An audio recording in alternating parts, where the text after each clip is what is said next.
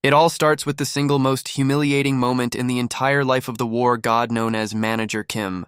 This guy is the strongest retired Special Forces operative the world has ever produced, a living weapon wrapped in ordinary human skin. His wanted posters hang on every continent, and entire governments still keep his personal file buried behind the highest possible clearance. And yet today, for the sake of his own daughter, that same terrifying man swallows every last ounce of his pride. The MC has his identity hidden under a cheap suit as he drops to his knees on the cold pavement and bows. He apologizes to the very girl who beat his daughter bloody and then calmly flipped the entire blame onto the victim. All because that girl's father is Chu Kang-chan, chairman of Chu Young Group and a man of terrifying power. So even though the tycoon's daughter threw the first punch in front of witnesses, none of that means anything here. Every ounce of blame lands squarely on the victim, Kim Min-ji, while her own father can only keep bowing lower. Desperate to keep the whole thing quiet, Manager Kim humbly begs the school bully to forgive his own child. Min-ji watches her powerless father grovel on the ground and stares down at him with completely empty eyes. She tells him she cannot understand why a man like that ever bothered bringing her into this world at all. Those words cut straight through Manager Kim's chest, leaving the veteran completely unable to answer his own daughter. The girl cannot stand the sight of her father for another second, so she turns her back and walks away. She announces she will be staying over at the house of her best friend Hai Ryung for a while. But she barely makes it halfway down the road before her terrible night gets significantly worse. Suddenly, the school bully Chu Hye-ri steps out and blocks her path again with a nasty little smirk. The moment Min-ji fights back and swings at her, everything inside that alley goes completely out of control. Out of nowhere, a heavy kick from Hye-ri's boyfriend slams into Min-ji and drops her onto the ground. This guy is Song Min-ho, and he only just joined a small local gang a few weeks ago. The thug rains down a brutal and unrelenting beating on the helpless girl just to win Hye-ri's favor. Hye-ri steps forward with a twisted look on her face to add some damage of her own. She picks up a jagged stone from the ground and brings it down on Min-ji's head with absolutely vicious force. In an instant, blood sprays across the dirty pavement of the alley in one wide and ugly arc. Song Min-ho finally snaps out of his rage, staring at the scene and completely freezing up in pure panic. Terrified of taking the blame, the thug orders everyone present that nobody there is allowed to call the police. He warns the whole group with a shaky voice that every single person standing there is now an accomplice. The rookie then decides his only move is to beg the boss of his own gang for immediate help. However, a fresh recruit like him carries absolutely zero weight, and the call goes nowhere at all. Annoyed, Hye-ri snatches the phone away and announces coldly that she is the daughter of Chu Kang-chan. Only then does she secure a firm promise that the entire mess will be quietly cleaned up tonight. Meanwhile at home, a father finishes cooking dinner and sits waiting at the table with absolutely no idea. His daughter has already been stuffed into the trunk of a car by a crew of professional cleaners. The man behind the wheel glances into the mirror and speaks up with a lazy, mocking smirk on his face. With a shrug, he remarks that a crew like theirs normally never takes on messy little jobs of this kind. They are breaking their own rule this one single time purely because of Hye-ri's very special family status. As for payment, the driver adds they will simply go and collect it from Chu Kang-chan themselves later. However, not a single person inside that car notices Min-ji's fingers twitching faintly in the dark trunk. Manager Kim waits up the entire night with no sign of his daughter until the sky outside finally turns pale. The exhausted father tidies the untouched dinner away and heads out to work just like any other morning. By the roadside, a crowd has gathered together, murmuring nervously and pointing toward a narrow alley entrance. Inside that alley lies a large pool of dried blood, already turning dark against the gray concrete. Suddenly, the veteran looks down and spots a small hair clip lying abandoned among the dirt and gravel. This is unmistakably the exact same clip Chu Hye-ri was wearing on her head the previous day. A quick call to Hai Ryung confirms the worst because Min-ji never arrived at that house at all. In that instant, the veins rise across Manager Kim's entire body as something ancient wakes up inside him. Song Min-ho is still lying low at home and planning to stay out of sight for a few days. Suddenly, Manager Kim appears at his front door without any warning at all, filling the entire frame with his presence. The father calmly states that he only wants to ask them a few very simple questions about Min-ji. The young thug is startled out of his skin and spins around immediately, already winding up to throw a punch.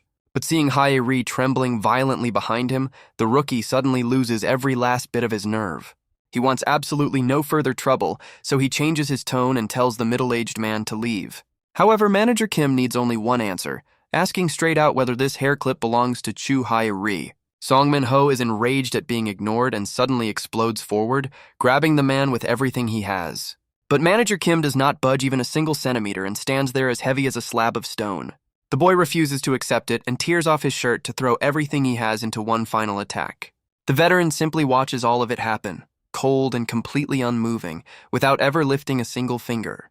Straining to his absolute physical limit, Song Min-ho manages nothing more than ripping the man's shirt wide open. A body laced with old knife scars and bullet holes is suddenly laid bare in the open evening air. Beneath all those marks, this is the physique of a man who has spent his entire life killing on battlefields. Man, this MC is the real deal. I'm already a fan. Right now, the veteran only wants the answer to one single question, and nothing else matters to him. Where is Minji? Shuhiru witnesses every second of it and collapses to the ground in absolute terror, unable to stand anymore. Unfortunately for the father, Song Min-ho genuinely does not know where those drivers took the girl that night. Any contact with those people has to go through the boss of the gang himself, with no exceptions. With that answer in hand, Manager Kim now needs to know exactly where that gang boss can be found. Meanwhile, the small-time gang boss, Oh Mun-cheol, is busy handling his business in his own filthy way. The fat man is out collecting on his illegal loan sharking, using nothing at all but his own fists. He has absolutely no idea that death itself has already come quietly knocking at his front gate. The compound's heavy front door gives way as though it had never existed in the first place.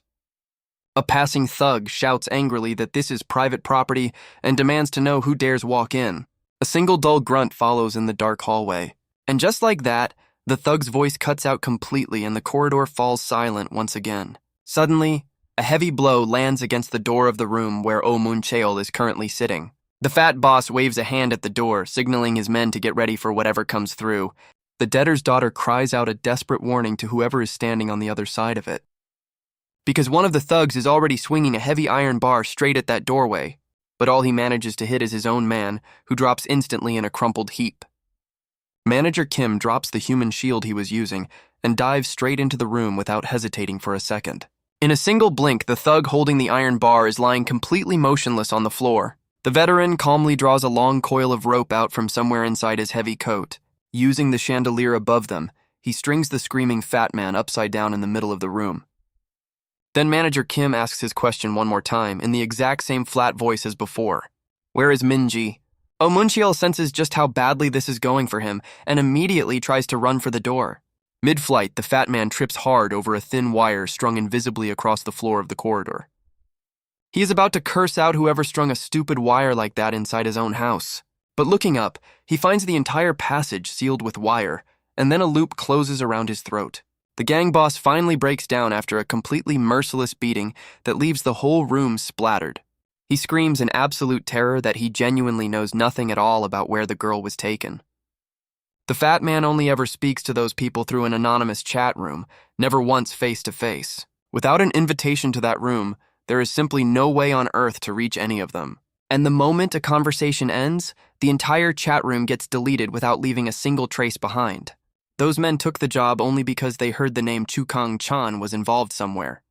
Hearing that, Manager Kim calmly snaps the fat man's arm like a dry branch. Oh Mun-cheol howls that this kind of thing is completely illegal in the Republic of Korea. The veteran asks in return whether running an illegal loan shark operation happens to be legal.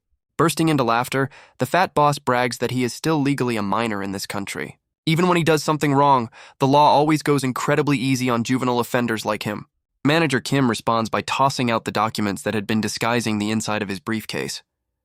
A state-of-the-art firearm immediately comes into view, nestled perfectly in black foam.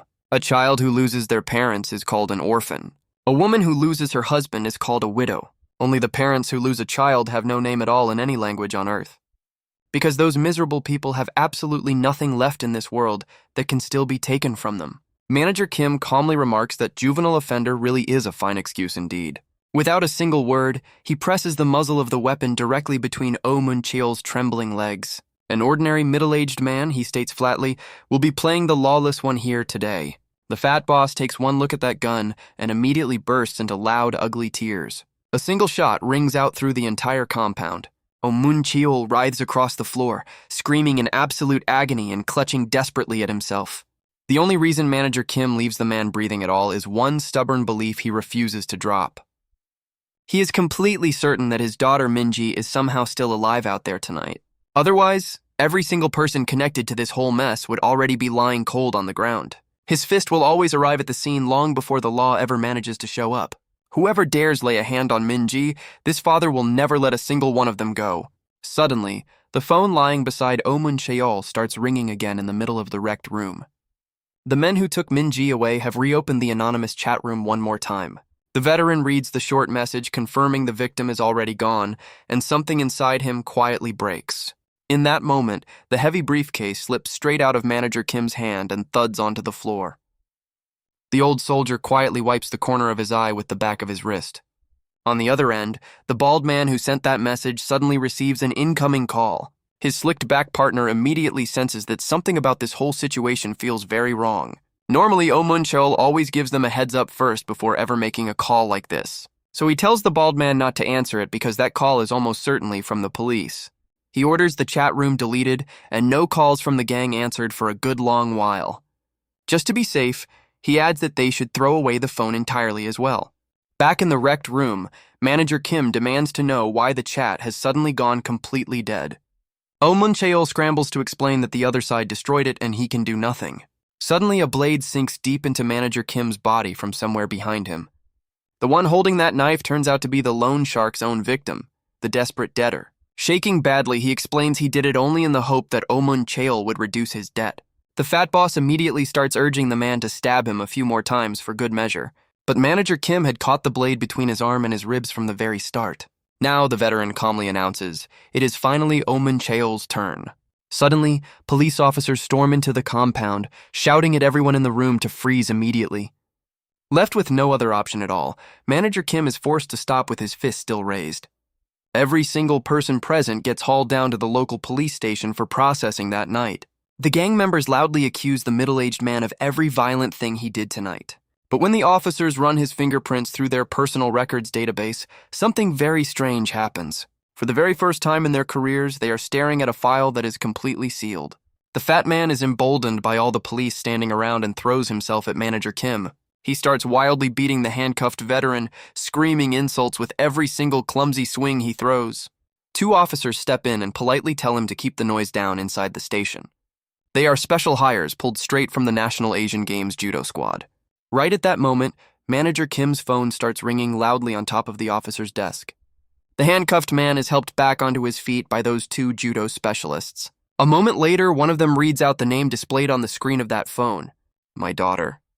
A violent tremor runs through Manager Kim's entire body the instant he hears those two words.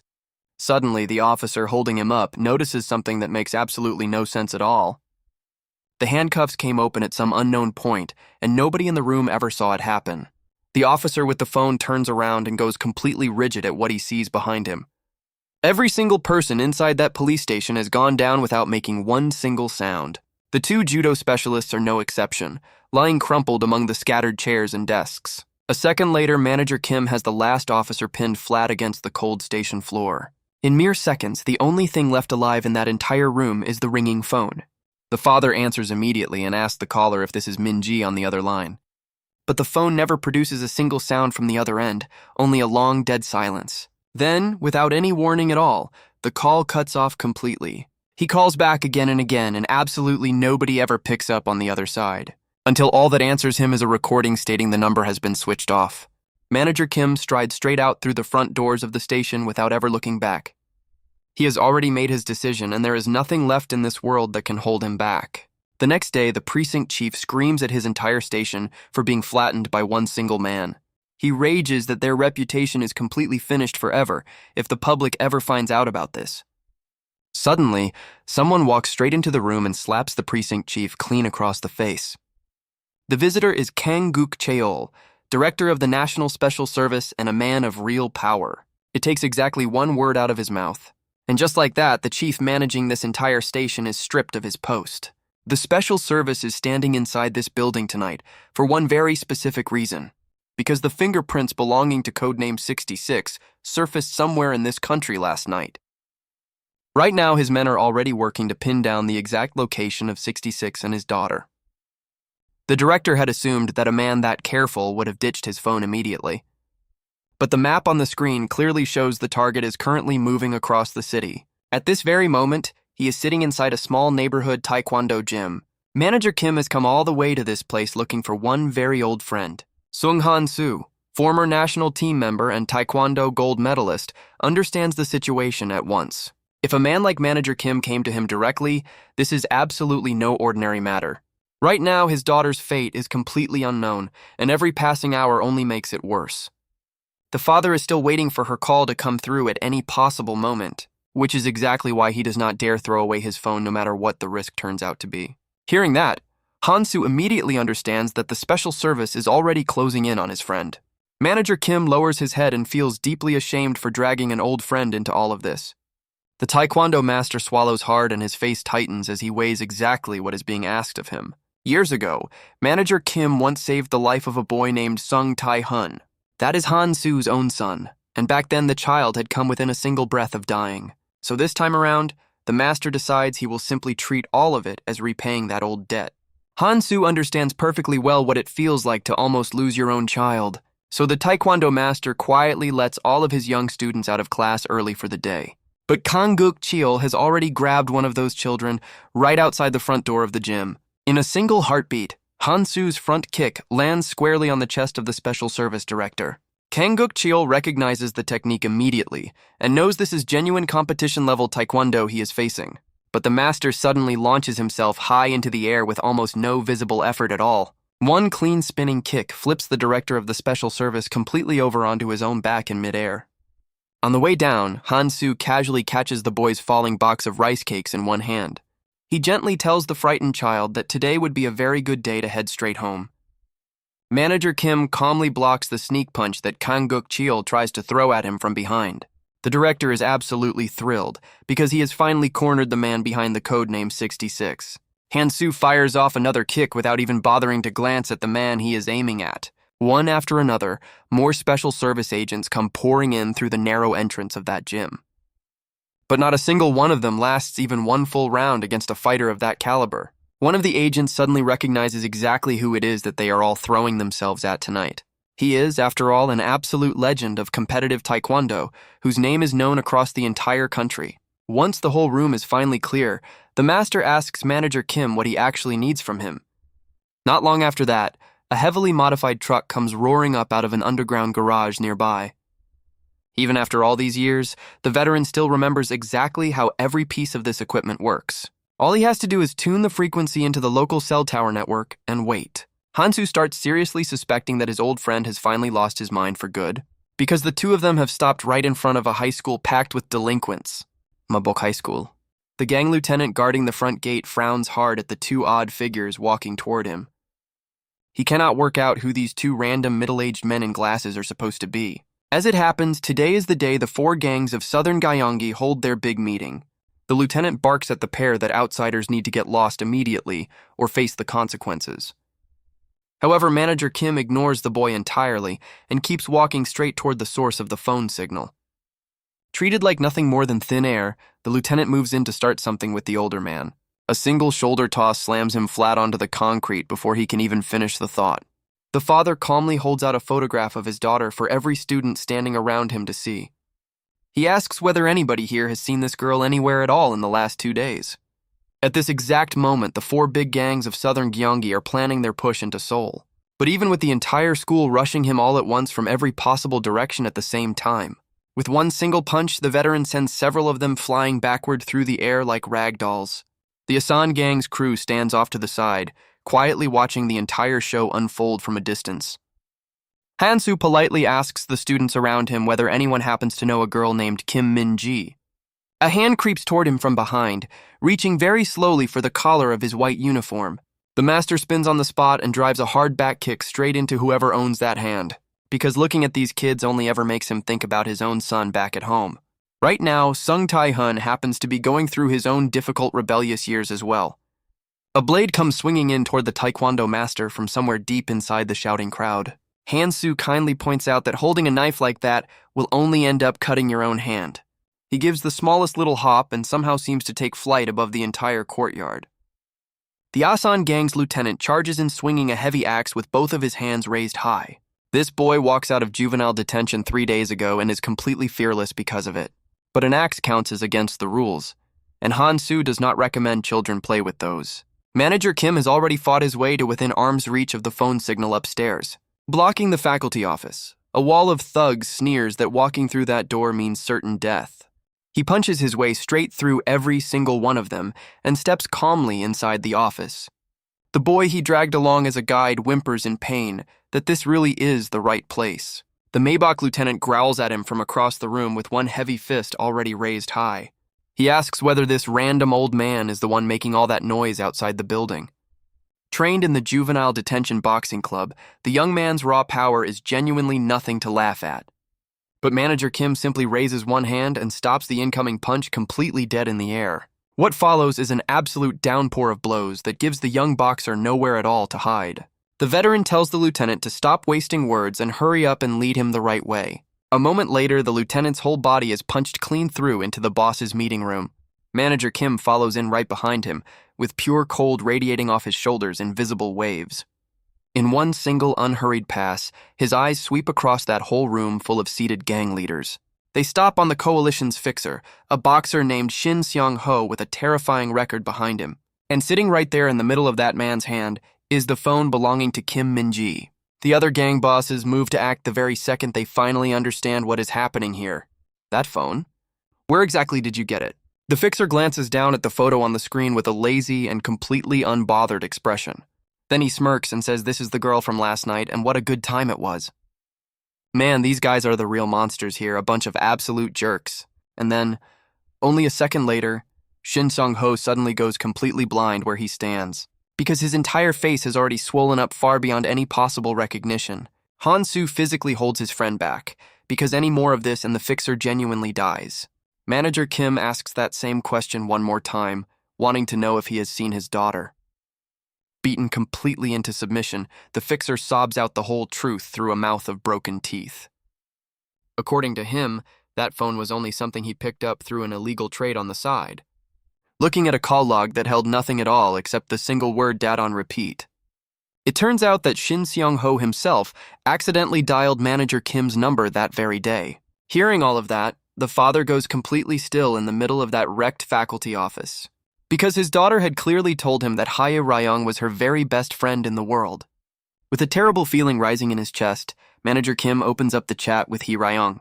All he finds is that girl using the word friendship to run Min-ji like a personal errand girl. She constantly claimed that her hands were full or that her battery had died as an easy excuse.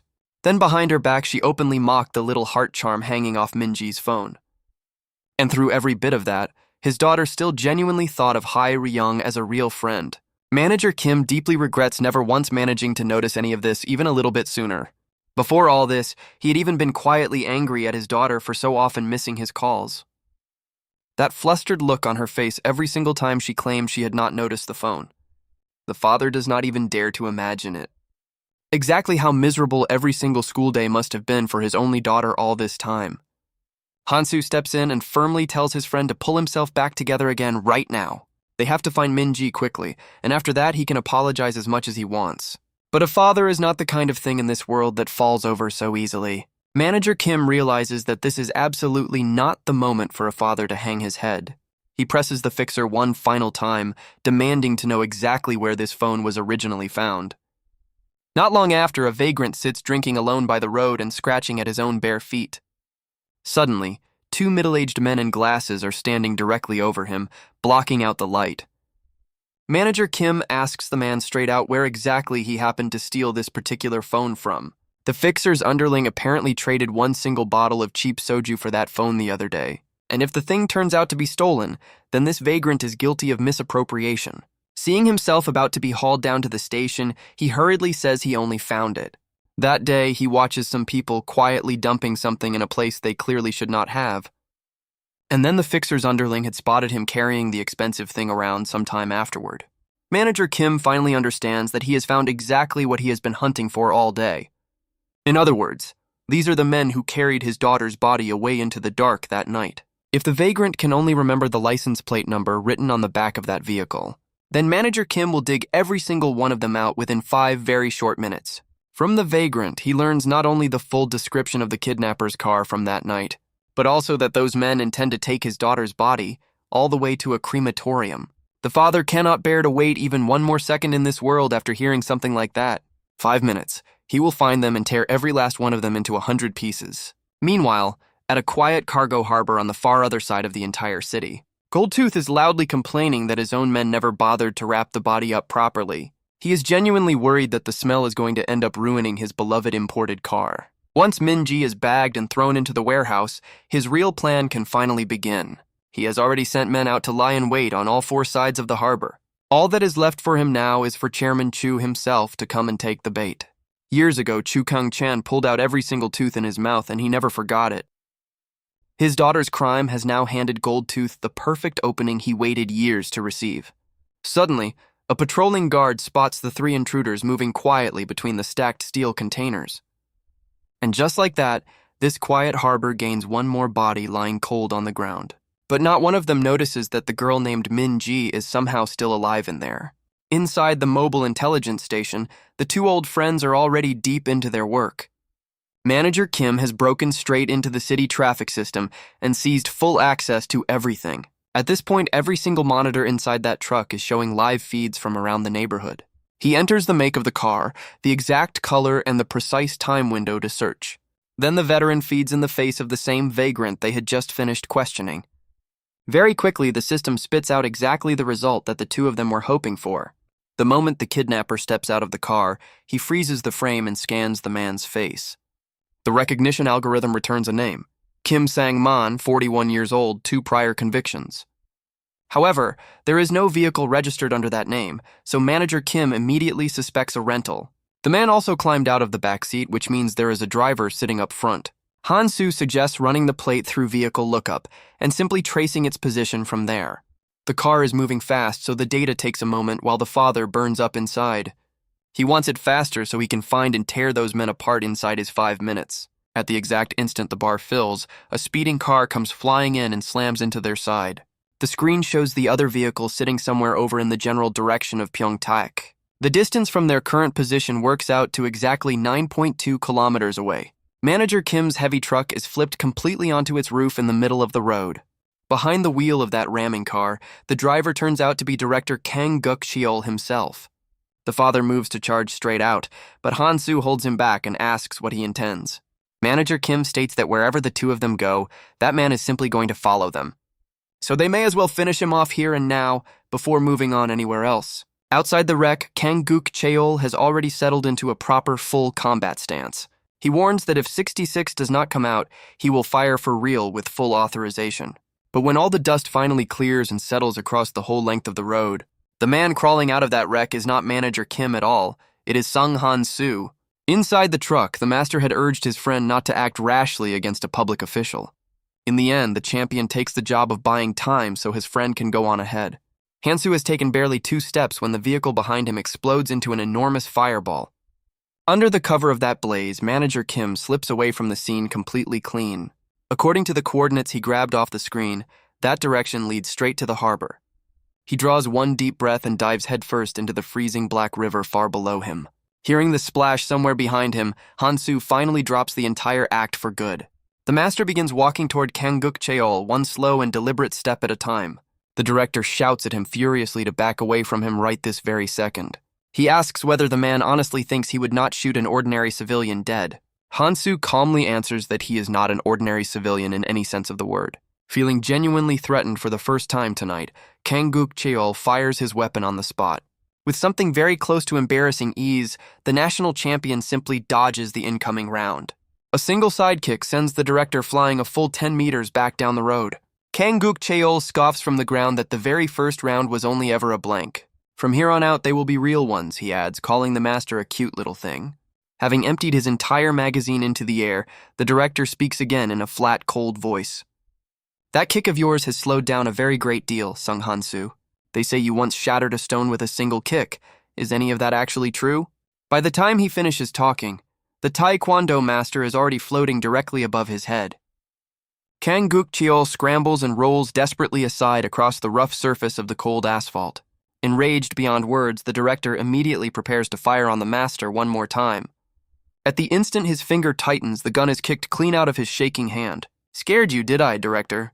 My very first kick happened to be a blank as well. Kanguk Cheol draws a dagger, fully intending to close the distance between them at high speed. Unfortunately for him, he is nowhere near a match for the national taekwondo champion of this country. Suddenly, sirens wail somewhere off in the distance as the entire special service team finally arrives. The director screams at his own men to kill those sirens before he goes completely deaf. At that moment, Sung Han-soo settles into a very strange-looking stance in the middle of the open road. He calmly reminds Kanguk Cheol to hurry up and chamber another round, because his time is running short. The director frowns hard at the sight of it and wonders whether that is supposed to be a spinning kick. But the distance between them is completely wrong, because from over there the kick could never possibly reach him. It genuinely looks to the director like the master has simply failed to judge that distance properly. Yet after one full rotation in the air, Sung Han-soo still has not come anywhere near the ground. 2 rotations, then 3, and that kind of distance is something training alone can never produce in a man. However, this particular technique does not stop at 3 rotations the way any normal person would expect. This single kick carries all the way through a full 1,440 degrees. 4 complete rotations in total. The special service team finally comes screeching up to the muddy riverbank at absolute top speed, only to find that their own director has gone into the freezing river together with the suspect. Meanwhile, Manager Kim has ridden that fast current all the way down to the cargo harbor, and there the veteran finds the exact same car he saw earlier in the traffic camera footage. The blood smeared across the concrete beside it has not even finished drying in the night air. That long, dark trail of blood ends at a single white shipping container standing alone in the yard. Inside that container, Minji has already woken up and worked herself free of the ropes. She presses the emergency button over and over again, and absolutely nobody on the outside ever answers.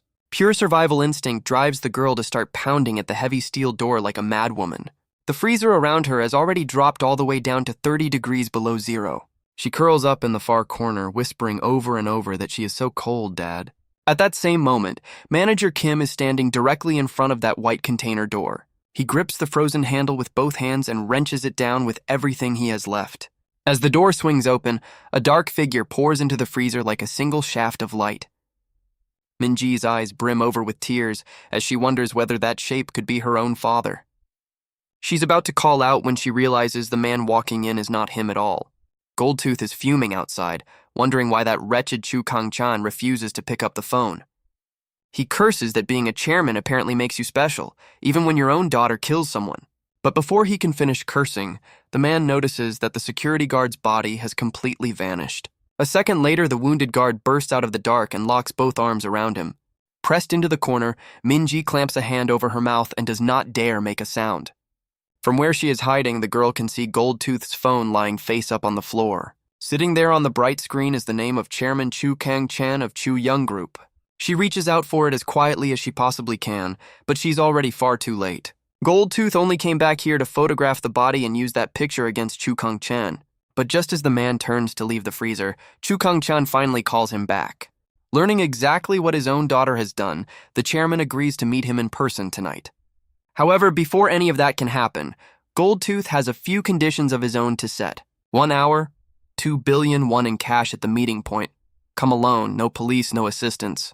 And especially not that head of the planning office who follows the chairman absolutely everywhere. Fail on a single one of those points, and he releases the news of the daughter's crime. On top of all of that, he suggests the chairman bring along a decent set of dentures. With that final insult delivered, the call goes completely dead in Chu Kang-chan's hand. Hyori anxiously asks her father what they will do if that man keeps threatening them forever. The chairman soothes her, saying theirs is no ordinary family and nothing in this world can bring them down, just as the wide sea itself is never once made wet by the falling rain. He then turns around and tells Chief Nam to prepare 500 million won in cash, and to bring along a good solid pair of pliers while he is at it. Hanging up the phone at last, Goldtooth walks back out of the freezer warehouse. He grumbles bitterly that the designer suit he only just bought is already completely filthy. Glancing back without thinking, he sees the corpse come back to life. No. She was never dead at all. Minji reacts instantly and slams the heavy freezer door shut right in the man's face. She knows she must never open that door again because opening it simply means dying out there. Goldtooth pounds furiously on the steel, while frantically calling his own men for immediate help. Suddenly, the door of the break room across the yard burst violently open on its hinges. Manager Kim recognizes the man inside at once because this is Kim Sang-man from the file. In search of his missing daughter, something inside this ordinary man has changed completely tonight. The mild-mannered, middle-aged office worker of yesterday has become an absolute god of slaughter. Seeing that the hostage he meant to use against Chairman Chu is somehow still alive in there, Goldtooth frantically calls his own man Sang-man over and over again with no answer. He needs him to come and open this cursed freezer door before his entire plan falls apart. Another call cuts in while he is still shouting, and he simply assumes it must be Sang-man.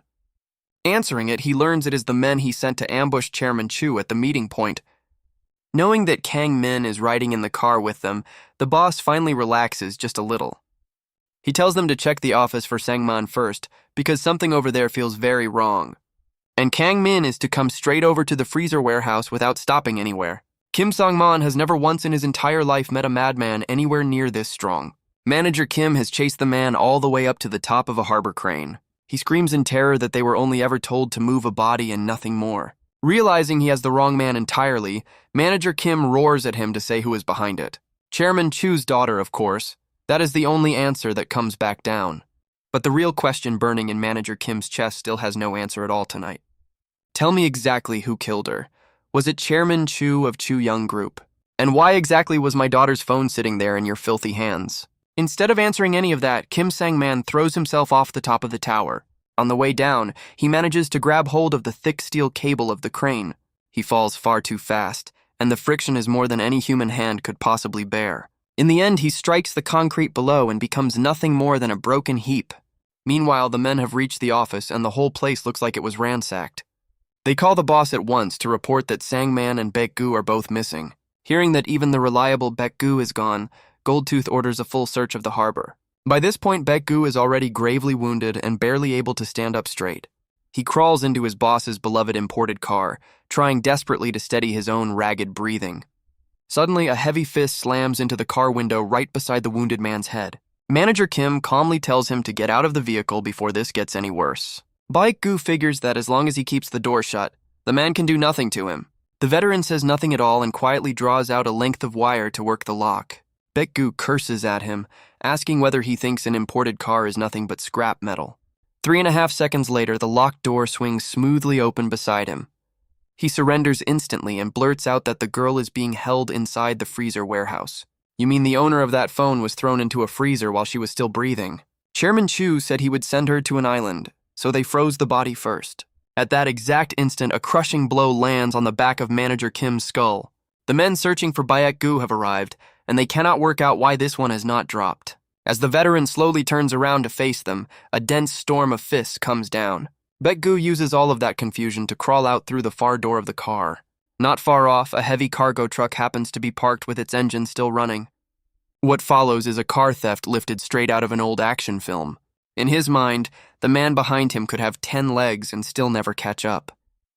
But he has badly underestimated the pure resolve of a father searching for his own child. Manager Kim chases that truck across the containers at a speed no ordinary person could comprehend. Then he springs off the last container and lands cleanly inside the moving cab. Baek-gu panics completely and yanks the steering wheel hard over to one side. The heavy truck loses control entirely across the wet surface of the dock road. It smashes straight through the guardrail and plunges nose first into the Black Sea. The dock workers on shore stare in confusion, wondering how that truck ended up down there. Just as they move to call the police, a single head breaks the surface of the water. Manager Kim drags Baek-gu toward the shore, thinking no distance on Earth would ever save them. Meanwhile, Goldtooth is still locked in a tense standoff with the girl inside the freezer. He wonders out loud how long a young girl can really last inside a room at 30 below. To coax her out, he softens his voice and says that holding out helps neither of them. Why not make a deal with him instead, because he would happily let her walk away? By now, Manager Kim seems to have the freezer warehouse in sight somewhere up ahead. At the same time, Chairman Chu's convoy is already speeding along the road toward the harbor. With communications confirmed between all 3 cars, the chairman gives his first order of the night. Every vehicle except Car 1 is to head to the destination and wait there quietly. And from this moment on, every single command will come from the head of the planning office. Team leader Han cannot understand why one small-time thug deserves that kind of attention. The chairman answers with a question. Is the strong one the last to survive or the reverse? At the freezer, Goldtooth keeps coaxing her, promising to grant the girl one single wish. How about the two of them make a fool of Chairman Chu together, since they share an enemy? Minji sobs and tells him to stop lying, because she just watched him kill a man. Goldtooth's face goes ice cold in an instant. Since you saw it, of course you cannot live. He adds that silencing witnesses is such an everyday thing for him that he honestly forgot about it. If she had only played dumb, she would be living just fine. She outsmarted herself completely. It is Baek-gu, the man he could never reach, and behind him stands a total stranger. Goldtooth greets him like long-lost family, asking who on earth beat him into that state. In that single moment, the badly wounded Baek-gu completely breaks down and starts to weep. Small players survive in this world for one reason only, and that is because they trust nobody. The concern on Goldtooth's face freezes over instantly, and he asks if Baek-gu sold him out. In a single blink, several fresh holes have opened up all across Baek-gu's body. He cannot understand at all why his own boss suddenly suspects him of anything like that. Every single thing Baek-gu did tonight was forced out of him by the stranger behind. Goldtooth growls at them, demanding to know where the one behind him came from tonight. Manager Kim steps up to him and roars at the man to say where Minji is. He fully intends to take what he needs and then snap the man's neck on the spot. Normally, Chairman Chu would never send the head of his planning office after a small-time thug. But the chairman had heard a very particular urban legend going around the city lately, that someone out there is taking orphans and raising them into monsters with no emotion at all. Several of those creatures had reportedly slipped into circulation, which made the whole situation extremely serious. Manager Kim never expected his own judgment tonight to be interrupted by such a reckless intruder. Chairman Chu understood perfectly. A gang boss carrying a creature like that is no ordinary street thug. That man genuinely intends to destroy him and every single thing he has built. On his way out the door, the planning chief had warned him to be extremely careful. Chairman Chu sighs and asks what would happen if his own chief ran into those people. The planning chief answers that in a real duel against a monster of that kind, the side that is fully prepared to die is always the side that ends up winning. Against the relentless assault of a world-class operative, the monster Kang Min loses only 2 fingers. Locked in that deadlock, Manager Kim slowly pulls off his jacket and asks if he is with them. By now, Chairman Chu's convoy is only 15 minutes away from reaching the harbor gates. Kang Min resets his own dislocated fingers and asks flatly whether this man is Chairman Chu. Goldtooth hurriedly corrects him, saying this is a bad man who keeps bullying his own father. In a single instant, the whole fight erupts all over again across the wet concrete. Somewhere in the middle of it, Manager Kim's shoulder comes clean out of its socket. 2 of the veteran's fingers get snapped backward in that exact same exchange of blows. Even so, he holds the upper hand, clamping onto his opponent's leg with decades of hard experience. And Kang Min immediately seizes hold of the older man's leg in exactly the same way. Even locked like that, Manager Kim's heart softens, and he warns the boy his leg will break. At that very moment, a heavy kick slams straight into the side of the veteran's face. He demands to know where on earth this second attacker suddenly came from tonight. Goldtooth's interference has let Kang Min break free of that hold completely. He screams at the boy, asking what he taught him about biting through a throat to win. Manager Kim's strike comes down, and Kang Min takes the fatal blow with his own body. The boy promises he will kill the man this time, but cannot understand why his father is angry. By now, the veteran's dislocated shoulder has been forced roughly back into its proper place. Looking at a boy roughly the same age as his own daughter, he decides not to kill him. As the blades come at him one after another, Manager Kim slips past them and circles behind. He locks both arms around Kang Min's waist and spins hard in place on the wet ground. He finishes by pinning the boy in a strange hold that leaves him no way to fight back. Manager Kim tells him plainly that no father anywhere in this world sacrifices his own child, unless that man happens to be an animal. Starved of oxygen, both of Kang Min's hands begin trembling violently in the freezing air. As the last of the air runs out, the boy suddenly remembers his own early childhood. It was the first time he ever met his father, and having finally gained a family, he refused to die. He tears wildly at Manager Kim's thigh with his teeth like some kind of cornered animal. What the boy never knew is that Goldtooth bought him for 50,000 won. He had no family anywhere in the country and no recorded birthplace in any system. Even if he killed, the police could never trace it, and controlling him was painfully simple. He was only ever a child starving for the smallest scrap of family warmth. Man, these people are absolute garbage. I hope the MC ends every last one of them. Hand him a photograph, add the line that this person keeps bullying your father, and it is done. Kang-min would strike that target down without a single second of hesitation. Even Sang-man once asked whether it was really fine to leave the boy running loose. Goldtooth had scoffed at the question, saying he paid actual money for the kid. So of course he is an animal, because what else was he ever going to be? Just as Kang-min is about to black out completely, Manager Kim finally lets go. He has no wish at all to end a boy who is this blind to everything. Swallowing the pain, the veteran limps slowly toward the freezer warehouse somewhere in the distance. Inside a freezer sitting at 30 degrees below zero, Minji does not know what to do, because staying in here means freezing to death. She thinks of her father again and finally understands that a parent's dignity rests on their child. In that single moment, the girl makes up her mind about exactly what she has to do. Outside, Goldtooth is still fumbling uselessly with the frozen handle of the freezer door. He cannot work out where on earth those two useless men of his have wandered off to. Just then he hears a sound behind him that sounds exactly like the freezer latch turning. The door actually opens and he wonders whether the little one moved the blockage herself. A body bag comes into view and he sneers at her for trying to be clever with him. With the target identified, he walks calmly into the freezing room with his blade ready. Manager Kim has barely taken 2 steps when Kang-min catches up and blocks his path again. Kang-min roars in absolute fury and throws himself at the veteran all over again. A dense storm of fists comes down on the boy only a second later. Manager Kim says plainly that if his daughter were alive, this boy would already be erased. Kang-min screams that if he fails to kill this man, his father will kill him anyway. Left with no choice, the veteran grips the boy's hair and prepares to grant that wish. But at the very instant the fist starts coming down, something makes him hesitate. Is that man really your father? What real father ever kills his own child? He lowers his fist again, tells the boy this is what family means, and lets him live. Kang-min is left standing there completely stunned by what just happened to him. He had cleaned up trouble for Goldtooth countless times, always told to act like he knew nothing. And for the very first time, the boy starts to doubt the man calling himself his father. Suddenly, a pair of large and unexpectedly gentle hands appears somewhere behind him. Chairman Chu's advance team has finally arrived at the harbor ahead of the main convoy. They report that the primary target is handled, and they are moving on to the meeting point. Inside the freezer, Goldtooth spots the girl playing dead inside the bag and loses himself completely. A second later, he is stabbing down into that plastic bag in an absolute frenzy. What he never guessed is that Minji has been waiting in the corner the whole time. The person lying under that plastic is not the girl at all, but the old security guard. The instant Goldtooth senses movement behind him, a frozen fish comes down like a club. It lands straight on his skull, and for now Minji is finally out of danger. But when Manager Kim arrives, there is no sign of his daughter anywhere, only Goldtooth.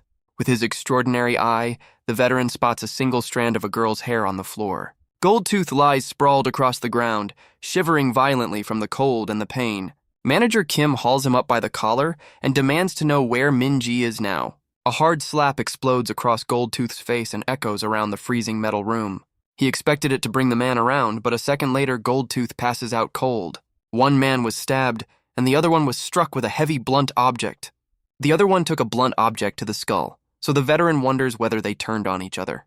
But something about this whole scene still feels wrong, and Manager Kim's eyes sweep across the room again. Suddenly, he spots a single line of writing scratched into the frost on the floor. "Dad, I am sorry. I am so scared." He recognizes that handwriting instantly. His daughter is alive after all. Thank God for that. So then who exactly was trying to bury the crime, and did Chairman Chu send those men? But Kang-min had also asked him earlier whether he was one of Chairman Chu's people. He stops analyzing and focuses on finding Minji because instinct tells him she is close by. Once the footsteps have faded away completely, Goldtooth's eyes suddenly snap wide open. He wonders how on earth his own son Kang-min let that man walk in here. Just as he moves toward the exit, the freezer door slams violently shut in front of him. Through the narrow gap, he sees that the one closing it is his own man. He screams at Baek-gu, asking what he is doing and whether he is still sore about earlier. But Baek-gu's heart has already gone completely cold toward the man who shot him. He fully intends to leave his own boss locked inside that freezer forever. Suddenly, the heavy freezer door swings open again from the outside. What Goldtooth sees next makes every single drop of blood in his body run cold. Baek-gu is lying motionless on the ground just outside the doorway. The men standing over the body belong to Chairman Chu himself. Manager Kim is still running through the pouring rain, screaming his daughter's name into the dark. That faint sound reaches Minji, and she hesitates because it almost sounded like her father. By now, the rain is falling harder with every passing minute across the whole harbor. He climbs up onto a container and shouts the name Minji as loudly as he can. "If you can hear my voice at all, then call back to me as loudly as possible." Suddenly, he senses a small figure moving somewhere in the distance through the rain. He looks harder through the downpour, and it really is his daughter Minji. He roars her name across the yard, but she is far too far away to hear anything. All the girl wants right now is to flag down a single car out on the road. The strongest retired Special Forces operative anywhere in the world. A man who stormed a gang zone den by himself without a second thought. Has lost his daughter all over again because of one obstacle after another. Manager Kim knows he has no time left to hesitate, so he has to change his approach. The veteran picks up his phone and calls that one particular man. He wants to confirm that his license to kill has not quietly expired on him. A license to kill is the privilege the state grants him to take a life without consequence. This time, Manager Kim has decided to open the floodgates completely. Just then, Sung Han-soo pulls up beside him and tells his friend to get in the car, because the special service is about to catch up with them at any second now. Meanwhile, the head of the planning office has already pulled out most of Goldtooth's teeth. He had given the man one chance before, so why come after Chairman Chu again? Goldtooth had been nothing more than an employee at a small manpower firm. That firm sat underneath Chairman Chu's much larger construction group in the corporate ladder. His job was handling clearance and salvage work out in the demolition zones. Thanks to how well he handled everything, he earned the favor of the company head. One night the company head called him up to the rooftop and said something very strange. This apartment block is already 40 years old, and the redevelopment permit never comes through. Get that permit approved, and the two of them would be rich overnight. The company head then quietly circled around behind him on that windy rooftop and pushed him straight off the edge of the building without any hesitation. Among all the accidents a decaying tower can produce, Goldtooth was the perfect piece to play. The next day, it was all over the news, unfolding as smoothly as if someone had arranged it. Once he recovered, he tracked down that company head and took his revenge in full. But before long, Chairman Chu came to see him, and one look told him who really ordered it. Shameless as ever, the chairman put on a decent face and talked without pausing for breath. The only thought in Goldtooth's head was how exactly he would destroy this man. So he not only rejected that goodwill, he cursed him to his face, and the room went ice cold. After a long silence, Chairman Chu speaks again. "You came up from the countryside, didn't you? My village had a stream, and we kept a big dog once that bit me more times than I can count.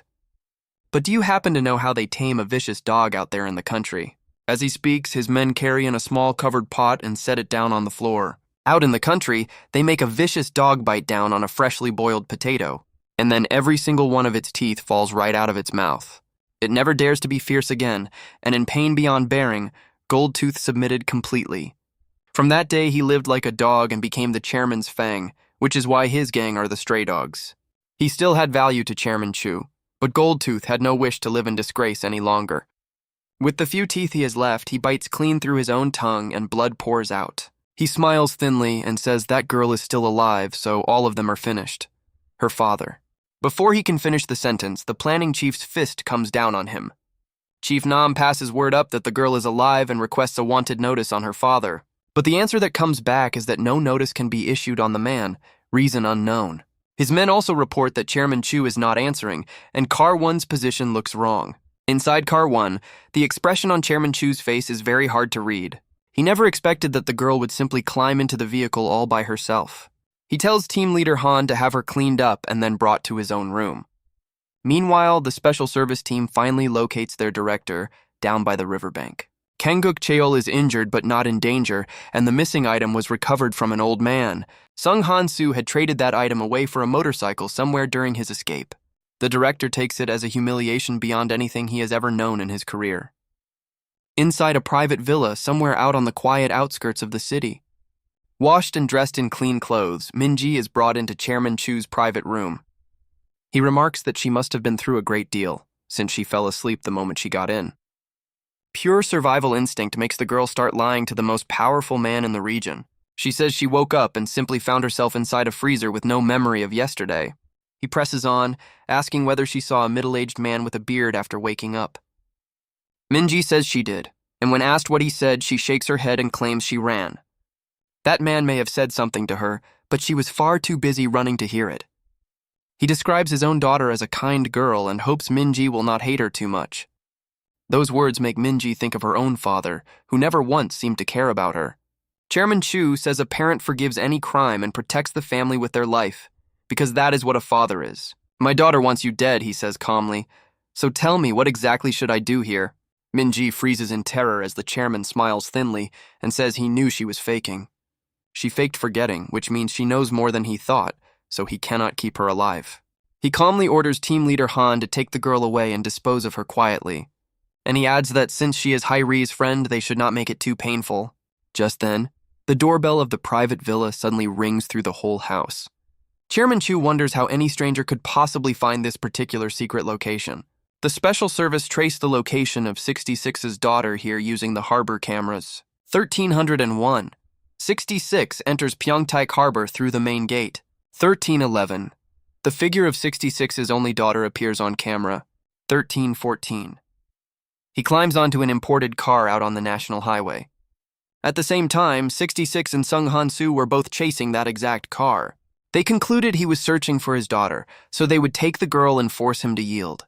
His men's absurdly polite approach sets Kang-guk Cheol off completely inside the vehicle. He tells them to stop ringing bells and simply break the door down and go straight in.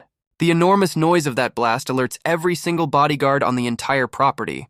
They shout that this is private land and demand to know who these armed men are. But the moment they see men armed to the teeth, every one of them falls silent. Chairman Chu watches every second of it unfold on the screens in his own room. He sends the girl to the basement with Team Leader Han and posts Chief Nam outside. And so the special service walks straight into Chairman Chu's private villa uninvited. They present their official credentials to the man sitting calmly in the middle of the room. They say they are pursuing a suspect whose only daughter was located somewhere inside this house.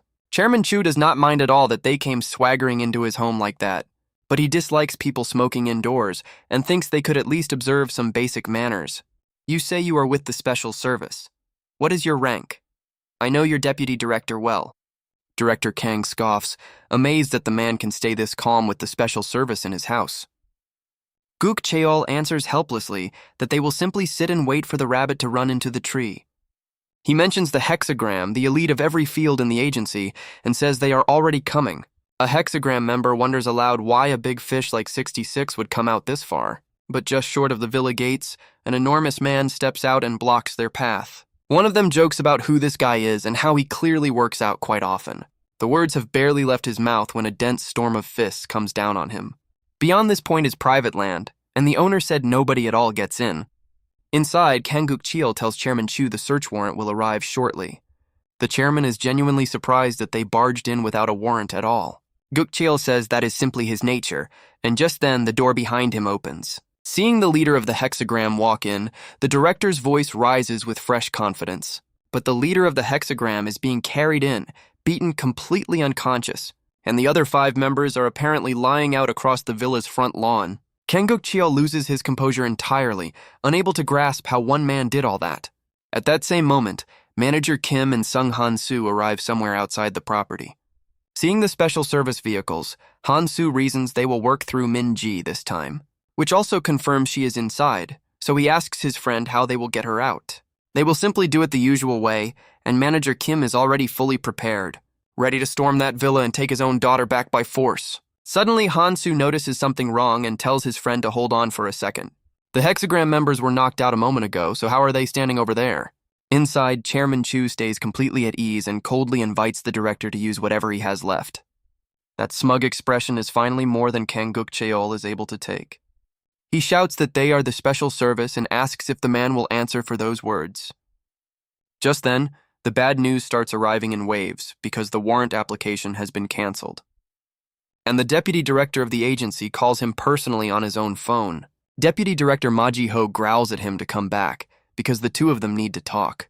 Do you understand me, you little punk? You do not even have a warrant yet. Get out of there quietly right now and leave the mess for someone else to clean up. Thoroughly irritated, Kang-guk Cheol throws his phone straight down onto the table beside him. At last he understands exactly why Chairman Chu has been so completely unbothered all night. He growls that the man's face carries real weight, since even a deputy director bows to him. With nowhere to put his anger, Director Kang slams the table and says he is done being a civil servant.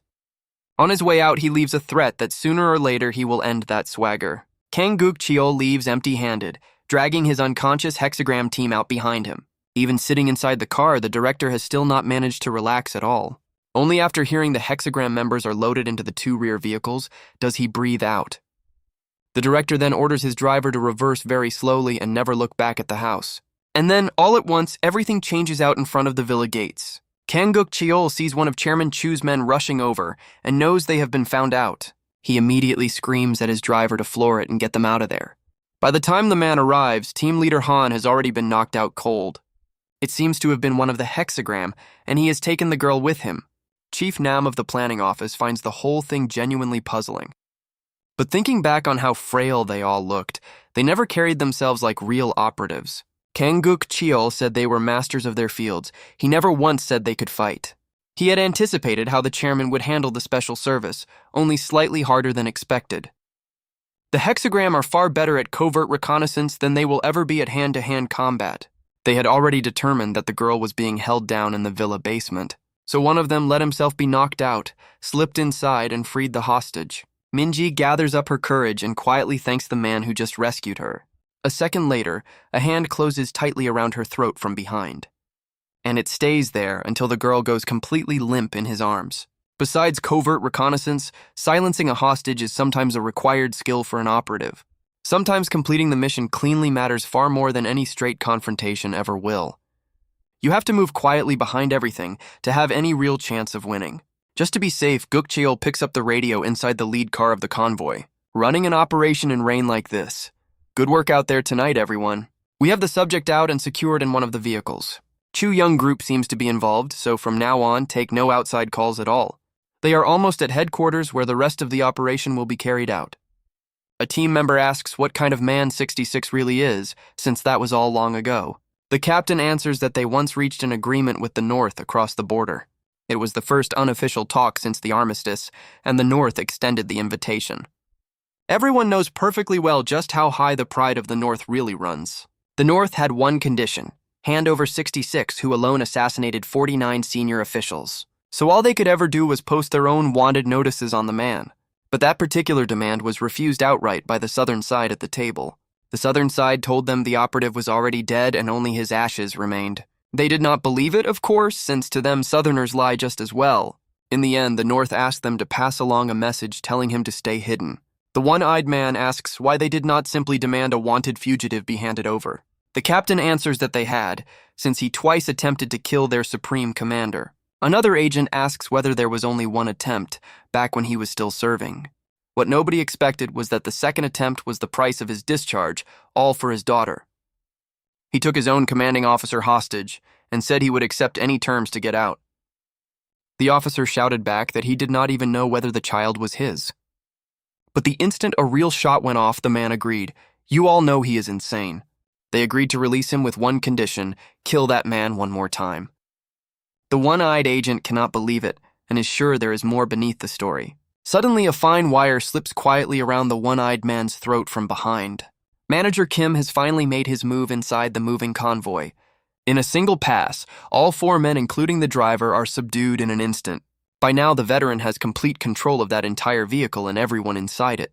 He switches on the radio and reaches Kang Guk-cheol sitting up in the lead car. My daughter is riding in your car right now, isn't she? If you touch a single hair on her head, I am going to end you.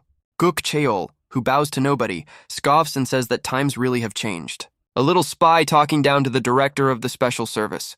Let us see what you can do. We have already reached headquarters, so you are far too late for any of this. A fortress easy to hold and hard to take. Your daughter and I will be waiting for you. Come quickly, and do not forget to bring me a proper gift when you arrive. Manager Kim finds it curious how fond of gifts the director seems, and promises a very large one. He then orders every exit sealed, the guard doubled, and a cordon set a full kilometer out. A subordinate asks him what exactly they should do with their hostage in the meantime. Kang Guk-cheol tells them to take the girl down to the basement interrogation room immediately. He is genuinely looking forward to that gift, wondering what a supposed legend would bring along. Inside the cold interrogation room, Minji slowly comes back around after being knocked unconscious. Seeing that both of her hands are cuffed to the table, Minji panics completely. They give the girl no answer at all and simply begin the formal interrogation instead. "Student Kim Min-ji, do you actually know what kind of man your own father is?" That gentle line of questioning irritates Director Kang far more than he is able to stand. He grabs the microphone and tells her outright that her father is a spy and a very famous one. If her father makes a move, the North sends agents of their own and everyone ends up on the back foot. He endured 19 whole years, so why erupt now and cause trouble on this scale? Even Chu Young Group has somehow been dragged into the middle of the entire mess. Min-ji suddenly thinks of Chu Hye-ri, the daughter of that very same chairman. She admits she only ever argued with that girl, and the words make Guk Cheol remember a warning. Touch a single hair on my daughter's head and see exactly what happens to you. He understands at once that 66 moved for one reason only, and that reason is his daughter. Kang Guk Cheol's fury climbs all the way to its absolute peak in that moment. At last he understands that the man tore the country apart over a quarrel between schoolgirls. He gives the order immediately. On site, shoot 66 and call it an accidental discharge. Just then, his men report that the deputy director wants to see him at once about the warrant. Min-ji is reeling from all of it, her father a spy and a North Korean one at that, causing chaos everywhere just to find her. A shadow moves in the distance and startles the girl. The sixth man on the team immediately senses that something in this room is badly off. Do not try anything clever because nobody here will help you. Sit still and stop looking around. He then tells the man upstairs to keep a very close watch on this exact spot. Long experience is telling him that there is definitely something waiting out there in the dark. A second later, Sung Han-soo's axe kick comes down on the back of his neck.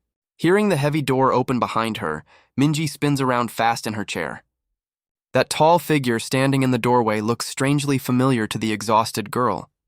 Could that possibly be the father of one of her own classmates from school? As one of the finest retired operatives anywhere in the entire world, Manager Kim needed only 3 seconds to build a full plan for rescuing his daughter. He would hide inside one of the special service cars and take out the hexagram members. Sung Han-soo would cling under Director Kang's own car and slip into headquarters that way, after quietly dealing with the guard posted outside the interrogation room door. The master got hold of the door access and freed Manager Kim's daughter without a sound. However, the entire facility has already gone into a full level A security alert, but a man who happens to be the reigning world taekwondo champion. Meanwhile, inside the office of the deputy director of the whole agency, he is absolutely raging over Kang Guk Cheol arresting civilians on nothing but a hunch. What kind of work is this? I told you not to stir up trouble everywhere you go. Guk Cheol is unmoved and says to take the damages out of his salary instead. But he is curious how much money it takes to cancel a warrant and rattle a deputy director. He wonders whether 66's daughter happens to know something that she really should not. Ma Ji-ho cannot believe how far the director has gone and shouts that he kidnapped a civilian. Kang Guk Cheol simply answers back that this is exactly a war they are fighting. A war being fought against one genuine living legend of this entire country. Those people cross into the North about as easily as sitting down to a meal. So ordinary methods will never work, which is why he raised the alert to its highest level. The agency's own security unit has already been fully deployed all across the building.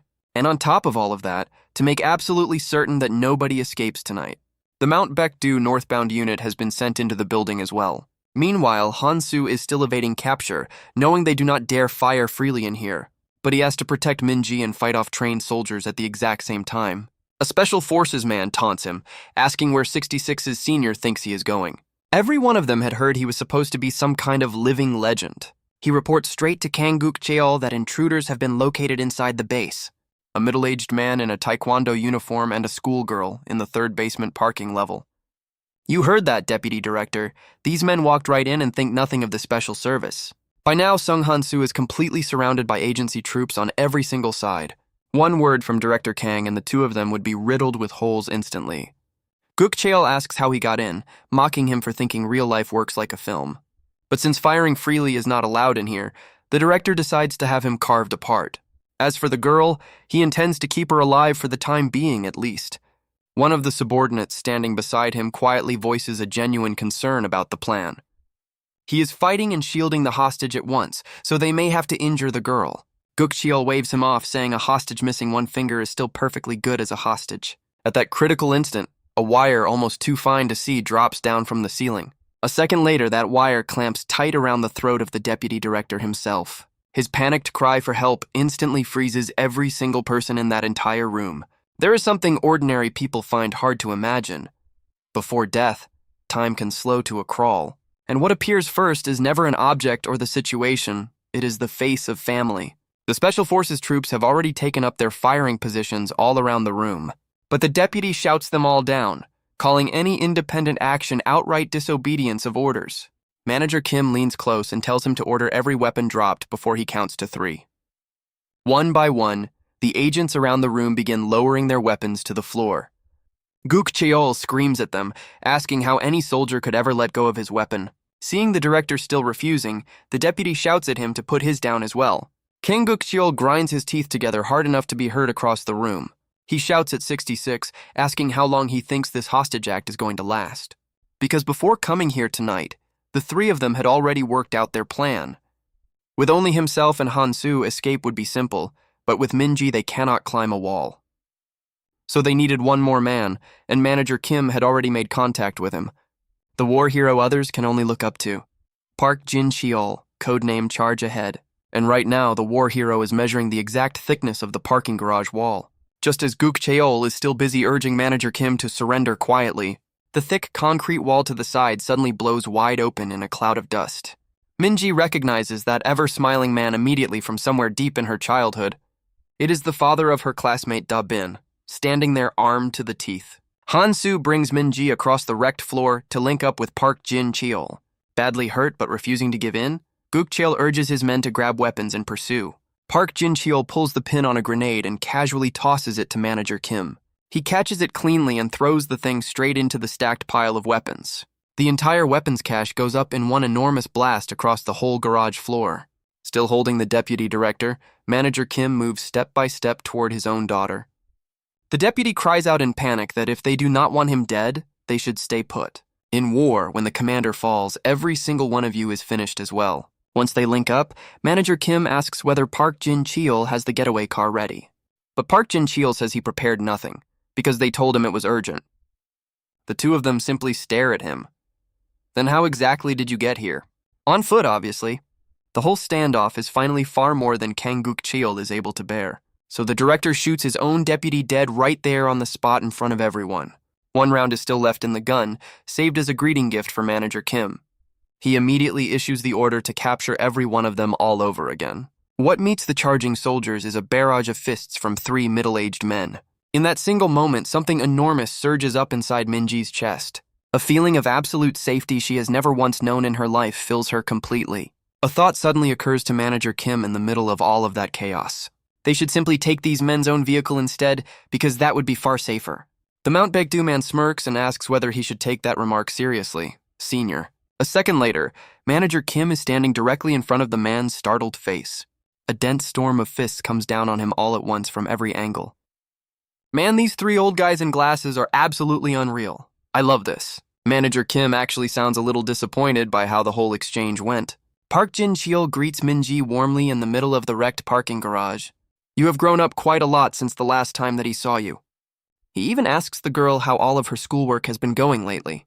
Read up when you have time because it helps, though health still matters more than grades. With their attacks failing over and over, the agents start probing through the hostage instead. But every single one of those attempts turns out to be completely in vain. Watching his men drop one after another, a thought flickers through Kang Guk Cheol's mind. He wonders whether he has gone and provoked entirely the wrong man tonight. These are Mount Baekdu men, after all, elite trained and ranked in the top 5%. By the time that thought fully forms, only 20 of them are still standing. Watching them drop, he cannot help wondering whether Jeet Kune Do is truly that strong. Kang Guk Cheol's mind is a complete tangle, and somewhere along the way it happens. All that remains standing in front of him are 3 middle-aged men wearing glasses. He has been able to do nothing at all. Is this what total defeat feels like? Watching the backs of a reunited family walk away, Kang Guk Cheol sinks into helplessness. Just then, the phone on the dead deputy director's body suddenly starts ringing. It is Chief Nam, the right-hand man of Chairman Chu, calling from somewhere out there. An armed convoy is already tearing down the expressway toward them at absolutely full speed. Chief Nam says it was one middle-aged man who caused all of this damage. Probably the parent of that one schoolgirl they have all been dealing with tonight. A retired Special Forces man, but nothing to worry about since their capability is essentially fixed. And if things go badly, they can simply kill the man and be done with it. Manager Kim takes Kang Guk Cheol's car keys and walks straight out of the building. Meanwhile, one clerk in the central control room steps out to the restroom for 2 minutes. The guard outside turns around to see Director Kang's own car come flying out the gate. At that instant, the loudspeakers come alive. This is central control. There are intruders inside. They have disabled the entire security system and are currently escaping through the building. If you see anybody resembling the suspects, you are to fire on them immediately. But Park Jin-cheol had already planned for every part of this well in advance. He had planted explosives at every single choke point along the whole escape route. He presses the detonator, and the gates along the way blow open one after another.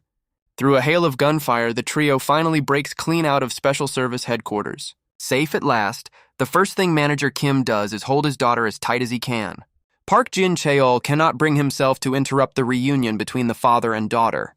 But the traffic laws have changed, and even in the back seat you have to buckle up. For a moment, it truly seems as though they have finally escaped from all of it. Out of the tiger's den and into the wolf's, 4 trucks come out of nowhere and box them in. The heavy cargo doors on the back of those 4 trucks begin slowly opening.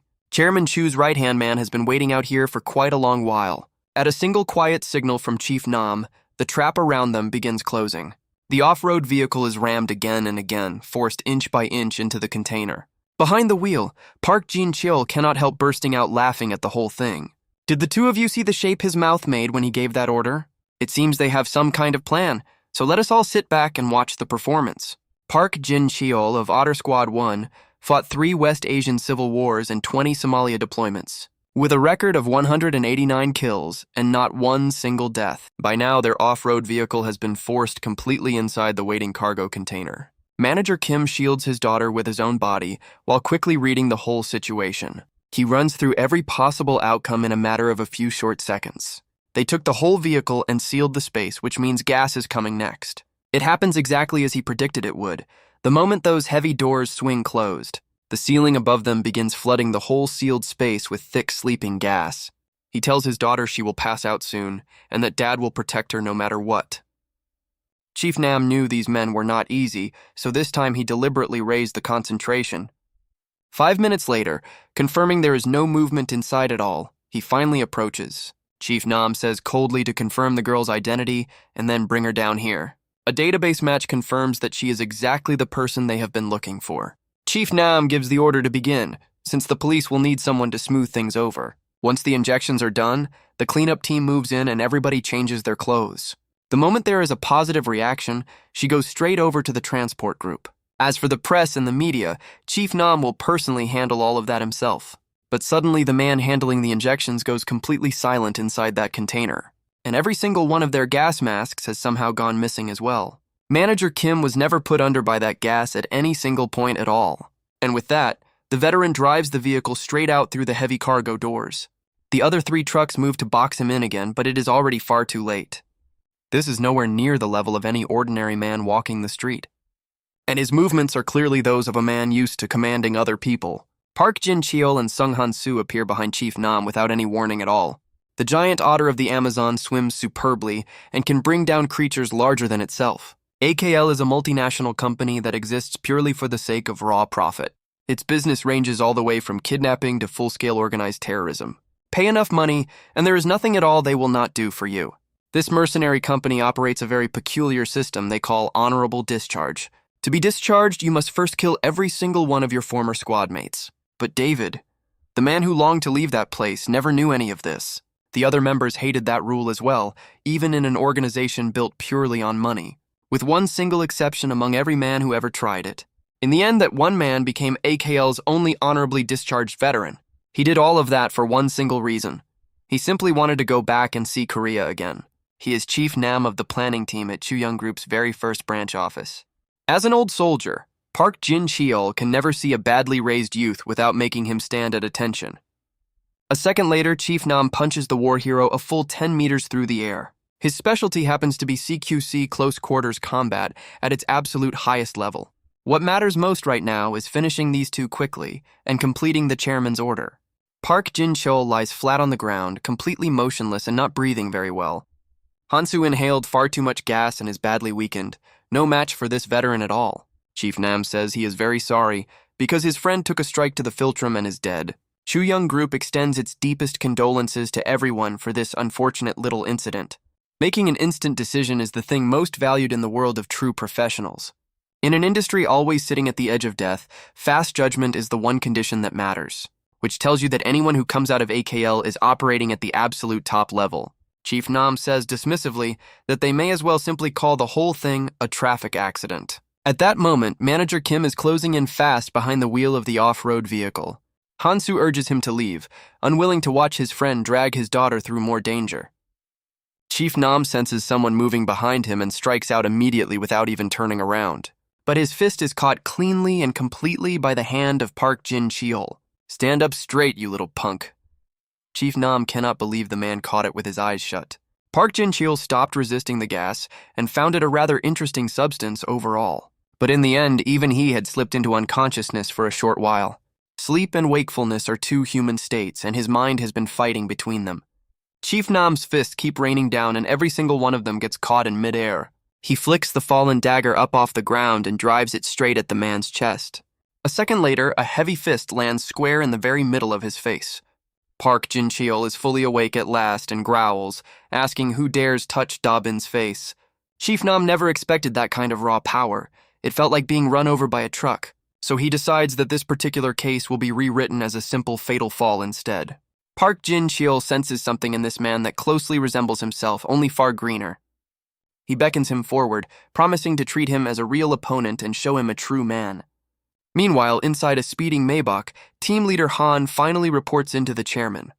Something appears to have gone very wrong over on Chief Nam's side of the operation. Chairman Chu tells him not to make a fuss, since a grown man is never moved by small things. Chief Nam cannot understand it.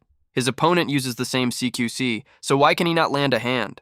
CQC is a tactic built entirely around suppressing an enemy within 30 meters. If Chief Nam's own CQC attack range sits at somewhere around 30 meters, then Park Jin-cheol's effective attack range is a full double that distance.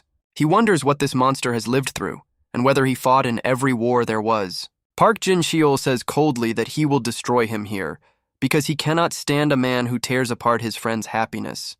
10,000 separate thoughts flash through Chief Nam's head all at once in that instant. Recognizing an enemy far beyond him, he chooses to run without a shred of hesitation. He even considers simply jumping from the truck, since broken limbs beat losing your life. But sometimes the best possible choice does not bring the best possible result at all. Chief Nam is bewildered. Was this truly the man who once knelt before Chairman Chu?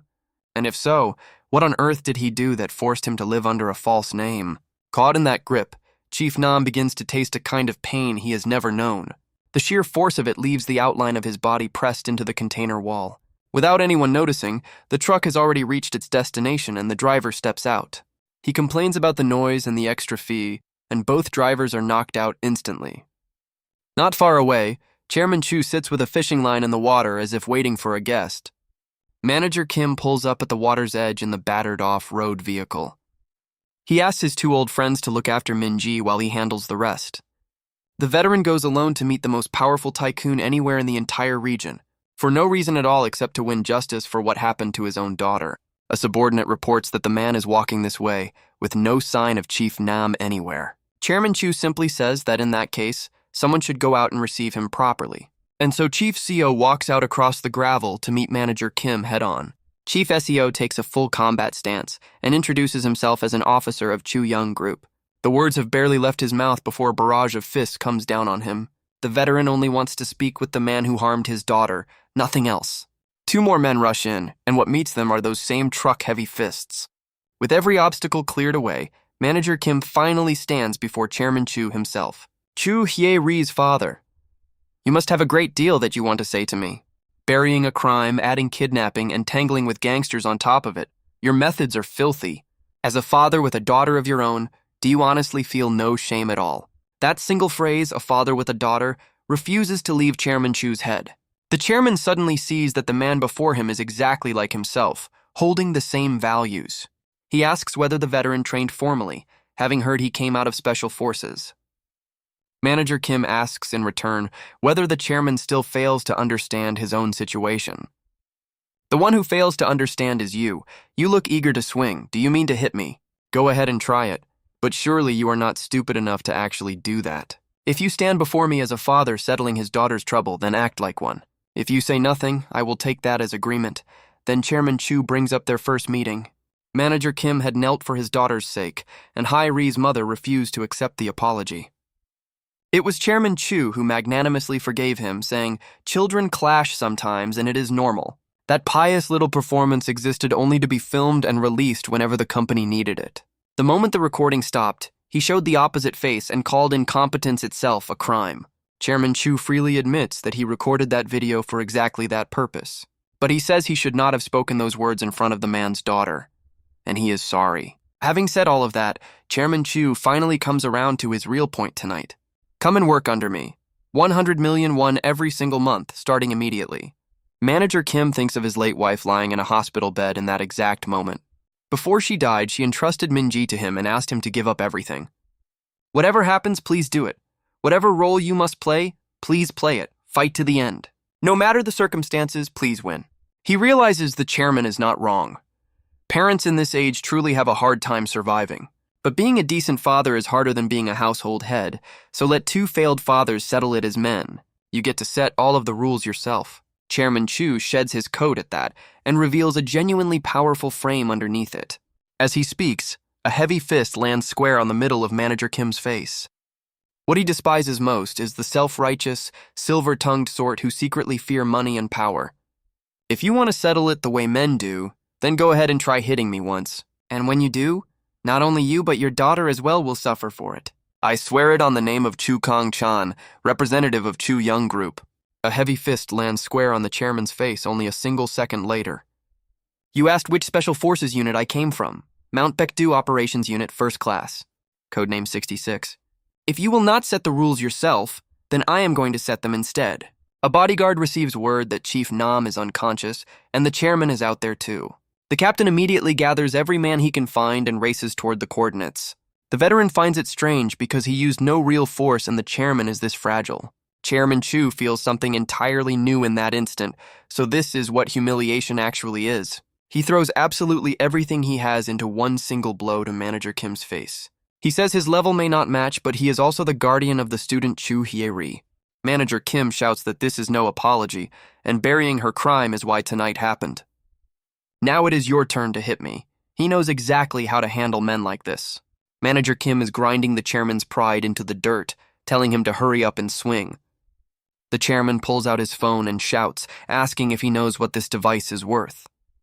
You ignorant man, have you seen my contacts? Those are not numbers just anyone can get. Chu Kang-chan is still going when Manager Kim quietly dials a very mysterious number. He asks a small favor. Could you please have Chu Young Group dissolved for me? The voice answers at once. Full dissolution? Probably not. But something close enough. Absolutely yes. Manager Kim says that will do just fine, and the baffling call leaves the chairman lost. He is about to ask who that call went to when Chu Young Group's legal department rings. Manager Kim tells him to answer it, asking whether he understands there is always a higher sky. That single phone call, however, came at a real price for Manager Kim himself. You know the price is not cheap this time, no matter how well the two of us know each other. Then please introduce me to somewhere that I can actually earn some money. That is no problem at all. I will contact a manpower office that I happen to know. Chairman Chu collapses entirely. Every partnership canceled, and Chu Young Group dropped onto a blacklist. He charges forward in a rage, demanding to know exactly what Manager Kim just did to him. And yet, somewhere underneath all of it, the veteran is genuinely grateful to Chu Kang-chan. The man made him resolve something. To protect Min-ji, he will do absolutely anything at all.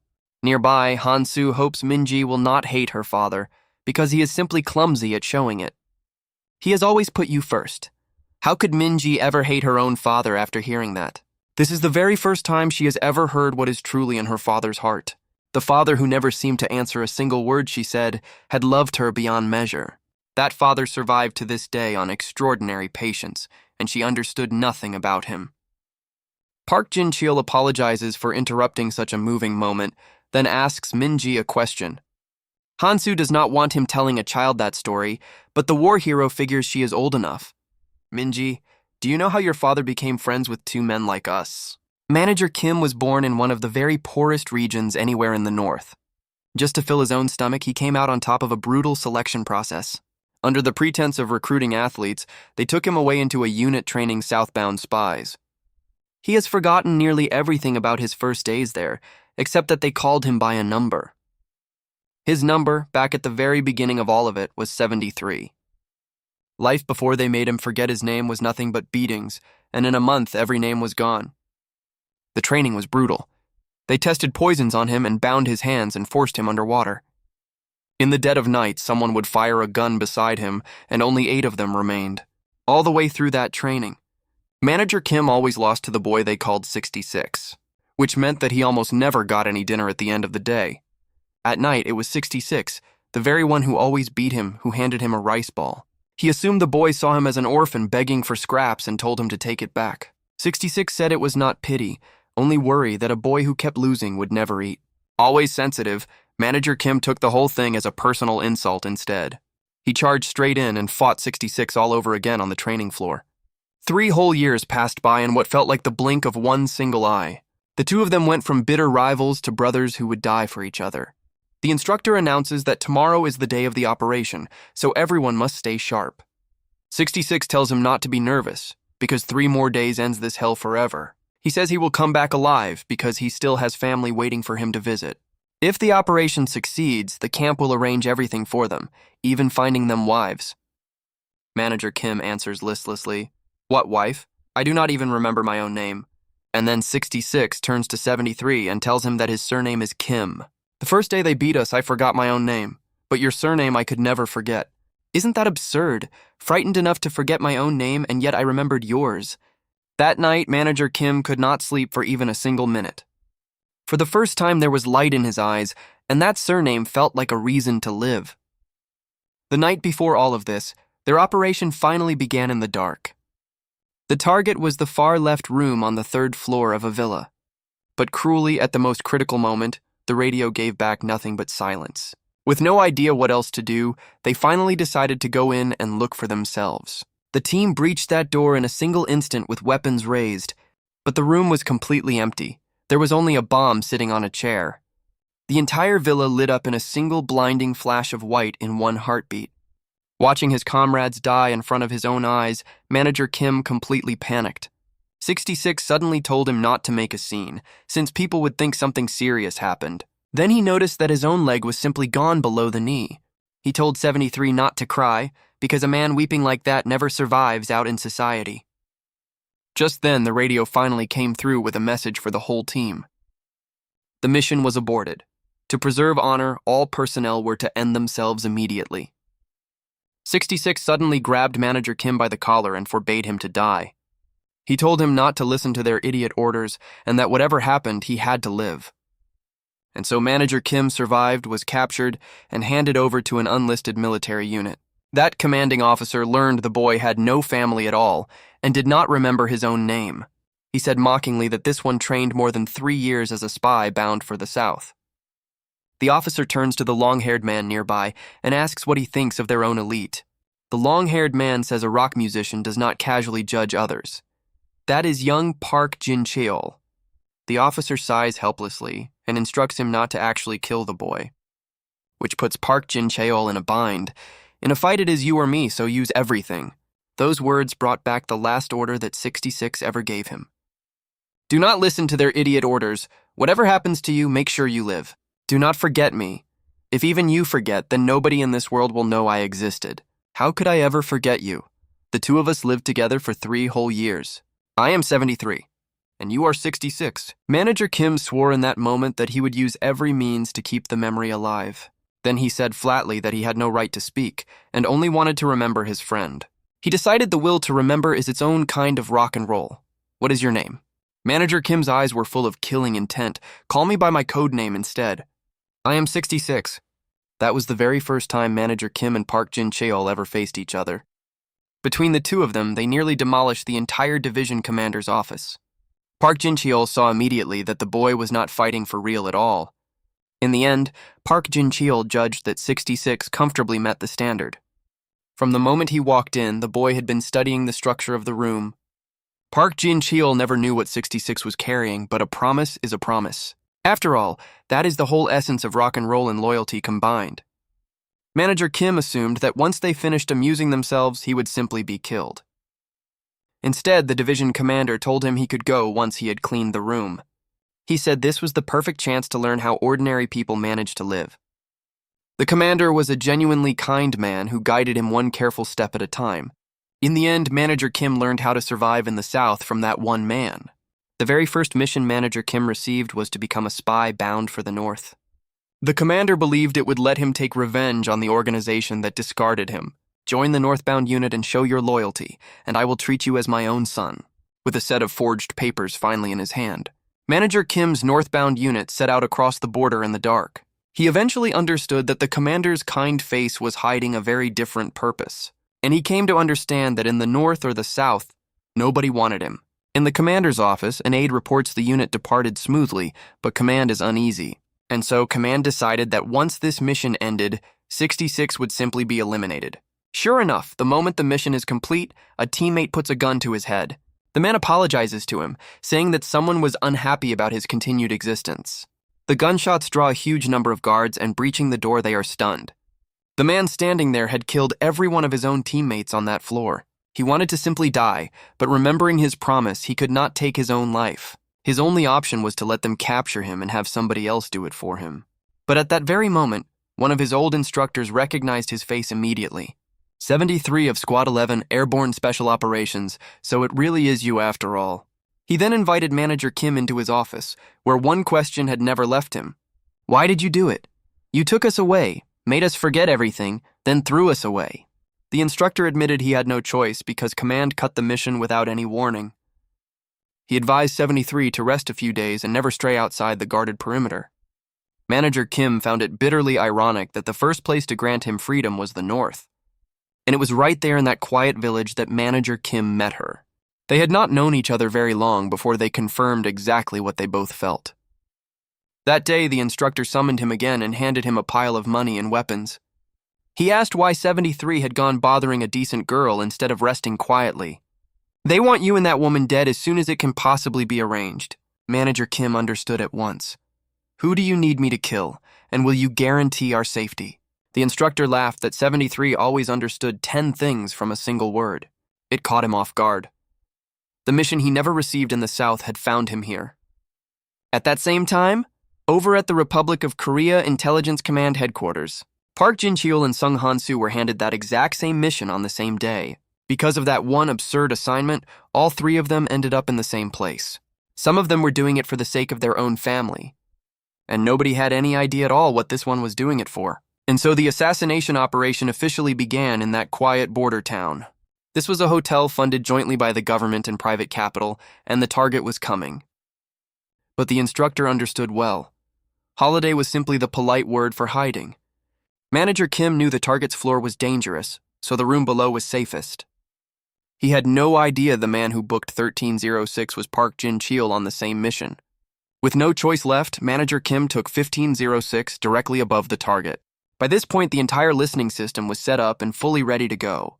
Han-soo decided that once he got home, he would install the same equipment in his own car. But something unexpected happened. Room 1406 was taken by someone other than the target. Reception said awkwardly that he must check out within the week. Room 1406 understood. The rooms above and below would both be emptying out very shortly anyway. Once the staff left, Manager Kim remarked that it truly was a VIP suite with excellent light. I do not know where the two of you came from, but our missions seem to have collided. I am in something of a hurry, and nobody wants to be tripping over each other today. Let the three of us meet tonight at the tavern in front of the square. As night fell, Park Jin-cheol of 1306 arrived at that tavern first. This was the second time Park Jin-cheol had ever met 66 face-to-face. Why are you here at all, and dressed as suspiciously as that on top of it? I only came all the way out to this place to find one particular person. But could you put that away? Who points a gun at a friend he has not seen in years? Manager Kim asks in return that he put his own weapon down as well. Park Jin-cheol says the moment he walked in, he spotted a man who was a genuine eyesore, who wears a taekwondo uniform into a bar. That is not suspicious anymore. That is insane. Sung Han-soo had also just located two extremely suspicious-looking lunatics of his own. Han-soo tells him his acting is terrible, and his phrasing back at the hotel was full of holes. Small talk done, Han-soo declares his mission first and asks the other two not to interfere, which leaves Park Jin-cheol feeling like a lion whose kill has just been snatched away. He says his objective is exactly the same, and he was ordered here to carry out a mission. Hansu is surprised, asking whether he really just says something that important out loud. Whether they interfere is their business, and he will carry out his mission as always. A moment later, Sung Han-soo suddenly bursts out laughing for no clear reason at all. Then Han-soo splits the table in front of him clean in half, drawing every eye. In a single instant, the two of them fall into an all-out brawl. All that chaos brings the instructor's warning straight back into Manager Kim's mind. If anyone gets in the way and the mission fails, we are dead. You, me, and that woman. He shouts at the two Southerners, asking whether they have made quite enough noise yet. Has it not occurred to them that this attitude could cost someone who is betting his life? But before any of that, they should probably clear out all of these gangsters first. Once it is done, the other two want another round, but Manager Kim says the police are coming. 3 days later, the three men meet again, still arguing over who completes the mission. The instructor's words return to him. You must kill him yourself, or I cannot protect you both. At that thought, Manager Kim feels genuinely sorry. This mission has to be mine alone. You had better not interfere. If you do, I will kill you or cripple you both right now. Just as it is about to spiral completely out of control, 3 large men walk in. They are the ones who booked room 1406, and reception apologizes for the delay. Reception explains that the current guest insists on staying another 4 or 5 days. Just then, one of the bodyguards turns around as though he has sensed something nearby. None of them said it aloud, but all 3 understood that acting alone would be difficult. More hands would simply be easier, so in the end the 3 decided to combine forces. Reconnaissance showed the target had moved to the Transparent Hotel into room 306. They agreed to move on that room at exactly 2 o'clock the following night. The 3 of them were still quietly competing over who would finish the job. But just then, their suspicious behavior is spotted by the patrolling guards outside. It has been a long time since the other 2 stretched their limbs, and neither passes it up. Manager Kim slips inside while those 2 pull every guard's attention in the wrong direction. Through the ventilation ducts, he quickly reaches the corridor outside room 306, and then a very familiar figure suddenly comes into view down below him. Among the patrolling guards, he sees that one shape he knows better than anything. A woman's instinct makes her glance upward without even thinking about it. 73, what exactly do you think you are doing up there? The name 73 catches the guard's attention, and they turn to ask where he is. A second later, 2 rounds punch straight into their foreheads from above. He wants a reasonable explanation from her, because his mind is in no state at all. All of it is being watched by Baekdan Yol of the North's own security unit. He says coldly that there is nothing to explain, because this girl is only a puppet. They sent her close to you in order to use you, and she is nothing but a piece. The instructor used both of you to stage his own coup against the leadership. Except it has already been exposed. Put simply, you walked directly into a trap. For an instructor planning a coup, 73 was the single most perfect choice. So he sent a properly trained girl from the actors unit down into that village. For more than half a year, Manager Kim was kept completely blind to all of it. He then asks Lim Yoo-jin whether this is certainly 73, and she nods without hesitating. Baekdan Yul draws his pistol. Then you have no further use to anybody here. The instant he pulls the trigger, Manager Kim shoves Lim Yoo-jin hard out of the way. Even he did not know why he did it. Was loving a puppet simply too tragic to bear? Or was this woman, like him, just another pitiful soul used and then discarded? Baekdan Yul shouts that this girl is part of the coup as well and must die here. Manager Kim cuts him off, asking if killing everyone and setting a fire would give them a chance. Try it if you have the nerve. You little punk, I will open a hole in your chest. Meanwhile, outside the building, Hansu is still fighting and their sidekicks are evenly matched. He had seen Sung Han-soo's matches on television and found them genuinely impressive.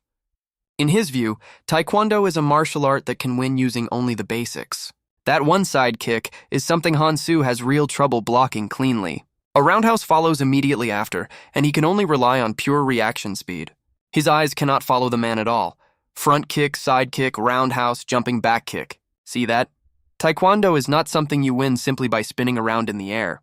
You are a national representative, and yet you only ever care about looking cool. The spin is still the root of it, and clearly you cannot let go of it. His youngest son is learning Taekwondo too, and he loves watching this man show off on television. But he never expected that Sung Han-soo could jump even higher than he could. Han-soo tells him that the entire foundation of the spin is the jump itself. How many rotations you get is decided purely by how high you manage to go. Thanks to him, he remembered how much the basics matter. Tell your son about my roundhouse. Just then, Han-soo is genuinely stunned by Park Jin-cheol's terrifying raw strength. Man, these three old men are built completely different. I need to see more of this. In Seongcheon County, there is a village of stone with famously excellent geography. Generation after generation, that place has produced an enormous number of powerful men. Among all those gifted men, the record holder was a man named Moon Tae-byom. And now, for the first time in his entire life, someone has lifted him clean off the ground. All 140 kilograms of him presses down on his own neck and spine. He roars that today he tasted something entirely new, and not returning it twofold is unthinkable. Meanwhile, Baek Dan-yeol of the security unit has his gun trained on Manager Kim. He shouts, asking whether the man thinks the security unit is some kind of joke. He would rather tear him apart himself, but everything here has to be pinned on him. To Baek Dan-yeol, a man without a single coin to his name makes the perfect scapegoat. He hands the pistol over to the woman. The mission is complete. Now end yourself. Without a single word, Lim Yoo-jin reaches out and snatches the gun from his hand. If that is the order, she will carry it out faithfully. She only wants to say one thing. The order told her to give real feelings, so she truly loved him. Please pass that along. But the moment she pulls the trigger, she finds that the gun is completely empty. Meanwhile, the fight over on Park Jin-cheol's side of the building is still going. Han-soo glances at it twice and simply runs, unable to see how that counts as assassination. When he reaches the target's room, a man and a woman step out of room 302. Neither of them is any of the people shown in the photograph he was given. He realizes instantly that it is a trap, and in a heartbeat the attacks rain down. By your accent, the man says, you must be one of the Southerners. Han-soo asks whether someone was not supposed to have gone in there before them. The man asks what he is to 73 and whether he is the instructor's man too. Han-soo is genuinely surprised. 73 is his name. What exactly happened to him? Shot through the chest and dead. Prove the South sent you and I will leave you a way out. Manager Kim had clearly worn a vest before they set out, and he had wondered about it. Park Jin-cheol had said it does not stop everything. You still bleed and it hurts the same. Waking up on that floor, Manager Kim sees that his moment has finally arrived. He slips up behind Baek Dan-yeol and knocks the pistol clean out of his hand. Then, in his opening, a single kick sends the man flying 10 meters down the corridor. She is my woman. Whatever happens here tonight, I am going to protect her. The gravity on 73's face makes Baek Dan-yeol burst out laughing. They are puppets on a string, and what would a thing like that know about love? Pitiful man, face reality already, and why are you still standing here wasting time? By now, 76 reinforcement guards from the security unit have sealed off the hotel. They surround the entire building and begin sweeping it floor by floor for the assassins. So 73, what exactly is your plan from here on out? Kill every opponent yourself and quietly walk the girl out. Even you know that is fantasy. Be sensible and surrender now. Then I might even put in a word for you. Just then, Park Jin-cheol comes roaring into the corridor at full speed. You absolute lunatics. What on earth have the two of you gone and done? The wounded gangsters had received an anonymous call naming this hotel as the place. It had been Sung Han-soo's contingency plan the entire time, without anyone knowing. Slip out cleanly while every one of them is caught up in the chaos. You asked whether he could kill all of you and still get her out of here. Of course he can, because the man is not standing here alone anymore. The three of them attack without pause, and still Baek Dan-yeol is never once touched. Instead, it is Park Jin-cheol who gets knocked flat onto the hotel carpet. Han-soo never expected the security unit to be operating on such a different level. But Baek Dan-yeol understands his own situation perfectly well. Being defeated here is only ever going to be a matter of time. So he orders the woman to pick up the pistol on the floor and shoot the two of them. Lim Yoo-jin picks up the handgun and calmly chambers a round into it. In an instant, the sound of that gunshot rings out through the entire hotel. The round does not hit Manager Kim anywhere at all. And it does not hit Sung Han-soo either. It lands precisely and perfectly in the middle of Baek Dan-yeol's throat. And he never got the chance to learn that she had loved 73 all along. A man willing to sacrifice himself for her, how could she possibly stay unmoved? A woman who has fallen in love, after all, is a genuinely terrifying thing. The brawl between guards and gangsters draws in a large police force, and both sides are rounded up. They have to leave immediately, and the woman says taking her along would only slow them all down. She asks 73 to forgive what she did, but he simply decides that he will not go either. Sung Han-soo and Park Jin-cheol exchange one single look across the corridor, and then the two of them promptly knock Manager Kim completely unconscious. I know exactly what you two are to each other, but I am taking this man with me. We part ways here, and every one of us finds our own way out of the country. Hansu feels bad about it, but he is certain 73 would have chosen the same. Hansu is startled and asks why on earth he knocked the girl out as well. Park Jin-cheol simply answers that doing it this way is far more romantic. Then he asks what comes next, since both Koreas have surely issued warrants on 73. Hansu says he can take the man to a place that handles this sort of thing professionally, a place that specializes entirely in manufacturing brand new identities for people. And more importantly than anything else, that place is run by a Korean. A multinational organization has issued a global wanted notice on manager Kim to get the man and his wife out of the country safely and quietly. Hansu brings the two of them down into a lavish underground bar. But the owner of that place, Cho Pyung-kwan, has absolutely no wish to help them. Word about them has already spread everywhere, so he asks why the failures came crawling here. Hansu answers calmly that if he truly meant to turn them in, he would never have let them downstairs. Are you not the cleaning specialist? Shut your mouth and get to work already. In a single instant, several bodyguards come rushing in at them from behind. But not one of those men is anywhere close to a match for the three of them. We do not have any time to waste here. Help us sort this whole thing out. I would say what you actually lack is any sense of basic manners. In the blink of an eye, Cho Pyung-kwan is standing directly in front of him. Let me have a good look at exactly how much the three of you are worth. Heaven Beyond Heaven looks like a bar, but in truth it is an underground pawn shop. People from every corner of the world come here to have things quietly cleaned away. And in that place where nothing at all is impossible, there is one very special rule. Beat the owner Cho Pyung-kwan in a drinking contest, and your commission costs nothing at all. Because that never-fail service carries a sky-high fee, plenty of people came to try it. But across 50 long years of running that pawn shop, not one single person has ever managed to beat Cho Pyung-kwan. The first challenger is 66, who considers this an utterly trivial matter. He is flat on the floor after only 2 small glasses. Park Jin-cheol has never seen anyone that useless and asks where a man like that drinks. By now, the two of them have drained 3 full cabinets of liquor. Hansu can see that Park Jin-cheol has hit his limit and is running on pure stubbornness. Next to him, the old man's color has not changed in the slightest. What kind of constitution is that? The outcome is already clear, so Hansu knows he has to stop his friend right now. Park Jin-cheol shoves him off. This is a contest between men. You do not forfeit even to die. Delighted, Cho Pyung-kwan orders more brought out until the entire place is completely drained. His man reports the bar is out of liquor, but the old owner is still not finished at all. Man, this old man drank 3 cabinets dry without blinking. I need whatever he is running on. Seeing that Park Jin-cheol still means to continue, a hand chop comes down on his head.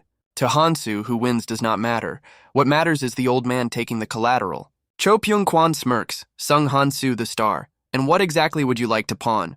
He recognized him the moment he walked in, since he had once been a genuine fan. The question stirs up everything in Sung Hansu's own past all over again. He had won Olympic gold, and still could not understand why he was made to serve. The section chief was very sorry, but command wanted him and there was no escaping that. Then they offered a condition. Handle the North's second in command, and his wish might be granted. Bring back his head. Succeed and I will use my authority to discharge you immediately. Hansu never revealed that reason, but Cho Pyung-kwan knew it had to be enormous. So he decides to make an exception for his idol and help the star and the long-haired soldier. But the man in the cap and the woman with him are both completely beyond his help. Hansu quietly tells Lim Yu-jin to turn her head away and look somewhere else. And then, without any warning at all, he kneels down in front of Cho Pyung-kwan. If you're going to help someone at all, then please help them all the way. Master Cho, I am offering my own knees to you as the collateral. Cho Pyung-kwan is taken aback. Who on earth is worth throwing yourself down like that? Perhaps that is simply what the word romance has always meant to Sung Hansu. A man who would go that far for a friend pleases the old owner greatly, so he helps. On the boat, the three of them can hardly believe it was settled in that way. Just before they set out, Cho Pyung-kwan makes one very mysterious phone call. On the other end is Choi Ki-hyung, chief of staff at the presidential office himself. Cho Pyung-kwan lays out his entire request in a few short and simple sentences. He is refused on the spot because the VIP had already expressed displeasure over the whole affair. You should take a much longer view. Think about what this man could do on your board. That elite northbound unit you dream of founding, Mount Baekdu. Use him and you will build it. This is a man who walked into the north to kill their second in command. Better to let me vouch for him and bring him back because that serves you best. In the end, under all that pressure, Choi Ki-hyung agrees, but with one single condition. $2 million. That is 66's price, since nothing he vouches for is ever cheap. And only then did Manager Kim understand. This man would never let himself come out behind. Hanging up, Cho Pyung-kwan smiles. You will be sent south as a hostage with a new identity.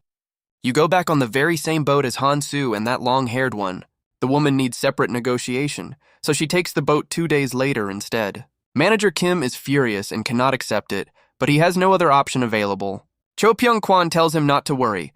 Give me the address and I will deliver her safely. Before they part, Lim Yoo-jin presses a small pocket watch into Manager Kim's hand. This is all I have. I will come and find you to take it back one day. But after that parting on the dock, Manager Kim never managed to see her again. 10 whole years passed by in what felt like the blink of an eye. He became captain of Mount Baekdu's first class, and inside he was completely hollow. For 10 years, he used every means available to find Lim Yoo-jin and turned up nothing. That day, he asked the base commander for leave one more time. The reason was that the pocket watch Lim Yoo-jin gave him had finally stopped working. But the watchmaker took one look at it and knew it was not a domestic piece. Just then, a middle-aged woman sees the photograph and keeps saying how beautiful the girl is. A lovely nature, she says, and she has even thought of her as a daughter-in-law. The next day, Manager Kim quietly went to the place where that young woman volunteered. He walked up to her and asked whether they held this event here every single day. That one voice made Lim Yoo-jin freeze completely where she was standing. And then very slowly, she lifted her head to look at the man in front of her. Manager Kim's face was already completely streaked with tears by then. He could never have imagined that 10 years on, he would meet Lim Yoo-jin like this. The honeysuckle flower stands for love that is given without any reserve at all. He asks how she lived all this time and why she never once came to find him. Lim Yoo-jin is full of nothing but regret about every part of it. Cho Pyung-kwan had in fact fully intended to reunite the two of them back then. But it was Lim Yoo-jin herself who asked to be taken somewhere else entirely. He asked whether they were not deeply in love, and she nodded but spoke of being a burden. If we stayed together, I was afraid I would only weigh you down. That is why I did it. Manager Kim holds her tight. If that was the only reason, I would have waited 100 years. In that moment, Manager Kim is genuinely and completely happy. The feeling rises in an instant so thick that he can hardly breathe at all. The sense that 10 long and painful years have finally been repaid to him in full. The next day, back at Mount Baekdu, Manager Kim is taken straight into an interrogation room. Did we not tell you to keep your distance from civilians? He says it was a first meeting. I keep feeling you are hiding something, and that sounds like an excuse to cover for her. Just then, one of the subordinates comes in with a fresh report for the section chief. They sent men to the woman's residence and found that she had left the place long ago. They never obtained hard evidence, but their suspicion of him has never once lifted. The price of seeing her again is exile to a nameless island off the west coast. The only thing he can do out there is train without end, day after day. The place is no different from hell, and yet Manager Kim never once feels lonely. At the very least, he knows that Lim Yoo-jin is still somewhere in Korea, and he believes that one day he is going to see her face again. And then one day, out of nowhere, a call comes through from Cho Pyung-kwan. He is calling only to say that the woman is pregnant and lying in the emergency room. In short, get yourself over here right now and do not waste any time. And then Manager Kim hears something terrible through the phone in his hand. The handset slips out of his fingers and clatters onto the ground. Manager Kim stands frozen exactly where he is, unable to move at all. When he reaches the hospital, all that is left is a cold body. Her last words were a name.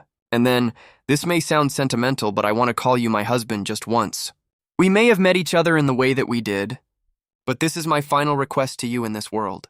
Give up everything and live on as Minji's father. Whatever it takes, please do it. Whatever role you must play, please play it. However afraid you are, fight to the end. The first thing Manager Kim did on returning to Mount Baekdu was request his discharge. And for it, he did not hesitate to take the base commander hostage at gunpoint. The commander urged him to calm down, asking how he could be sure the child was his. A single shot rings out, and the commander can hold out no longer.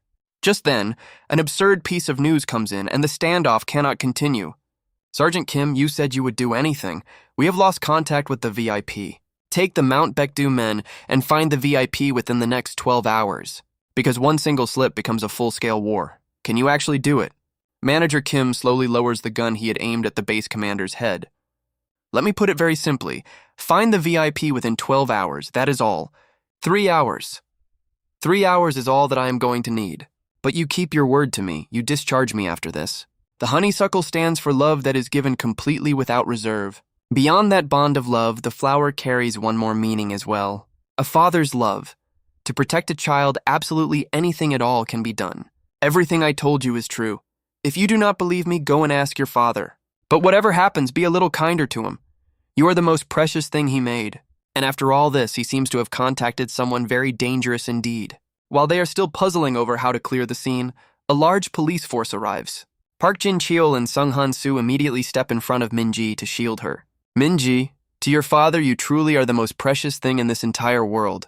Manager Kim holds his daughter and feels he failed her, since she may have to change schools. Min-ji cries and scolds him. Is that really the point right now? I am never leaving your side. From then on, Min-ji and her father were busy with each day exactly as it came. And then at last, Manager Kim's new workplace was finally settled for him. Min-ji had once overheard a phone call between Sung Han-soo and her own father. Cho Pyung-kwan used the chairman's crimes to buy the failing company for almost nothing. Han-soo told him not to worry about Min-ji because he would look after her well. I will head over once the investigation here is done, since the interview is today. It sounds like a very dangerous place where one slip means you die or lose a limb. The head of that company is a legend who built everything from absolutely nothing. They say that even Master Cho himself does not dare to offend that man. The place looks utterly unremarkable, and climbing the stairs he stands there stunned. Lee Do-gyu of the White Tiger Manpower office smirks at the resume with no name on it. My surname is Kim. His voice is so quiet that Lee Do-gyu cannot make out a word. Do you want this job or not? If you do not, then get out of my office. A manpower office, so what? Government agencies do not dare touch that place at all. You little punk. What did your daughter do to deserve suffering right alongside you? Manager Kim hesitates. He is right. This is not the moment to give up so easily.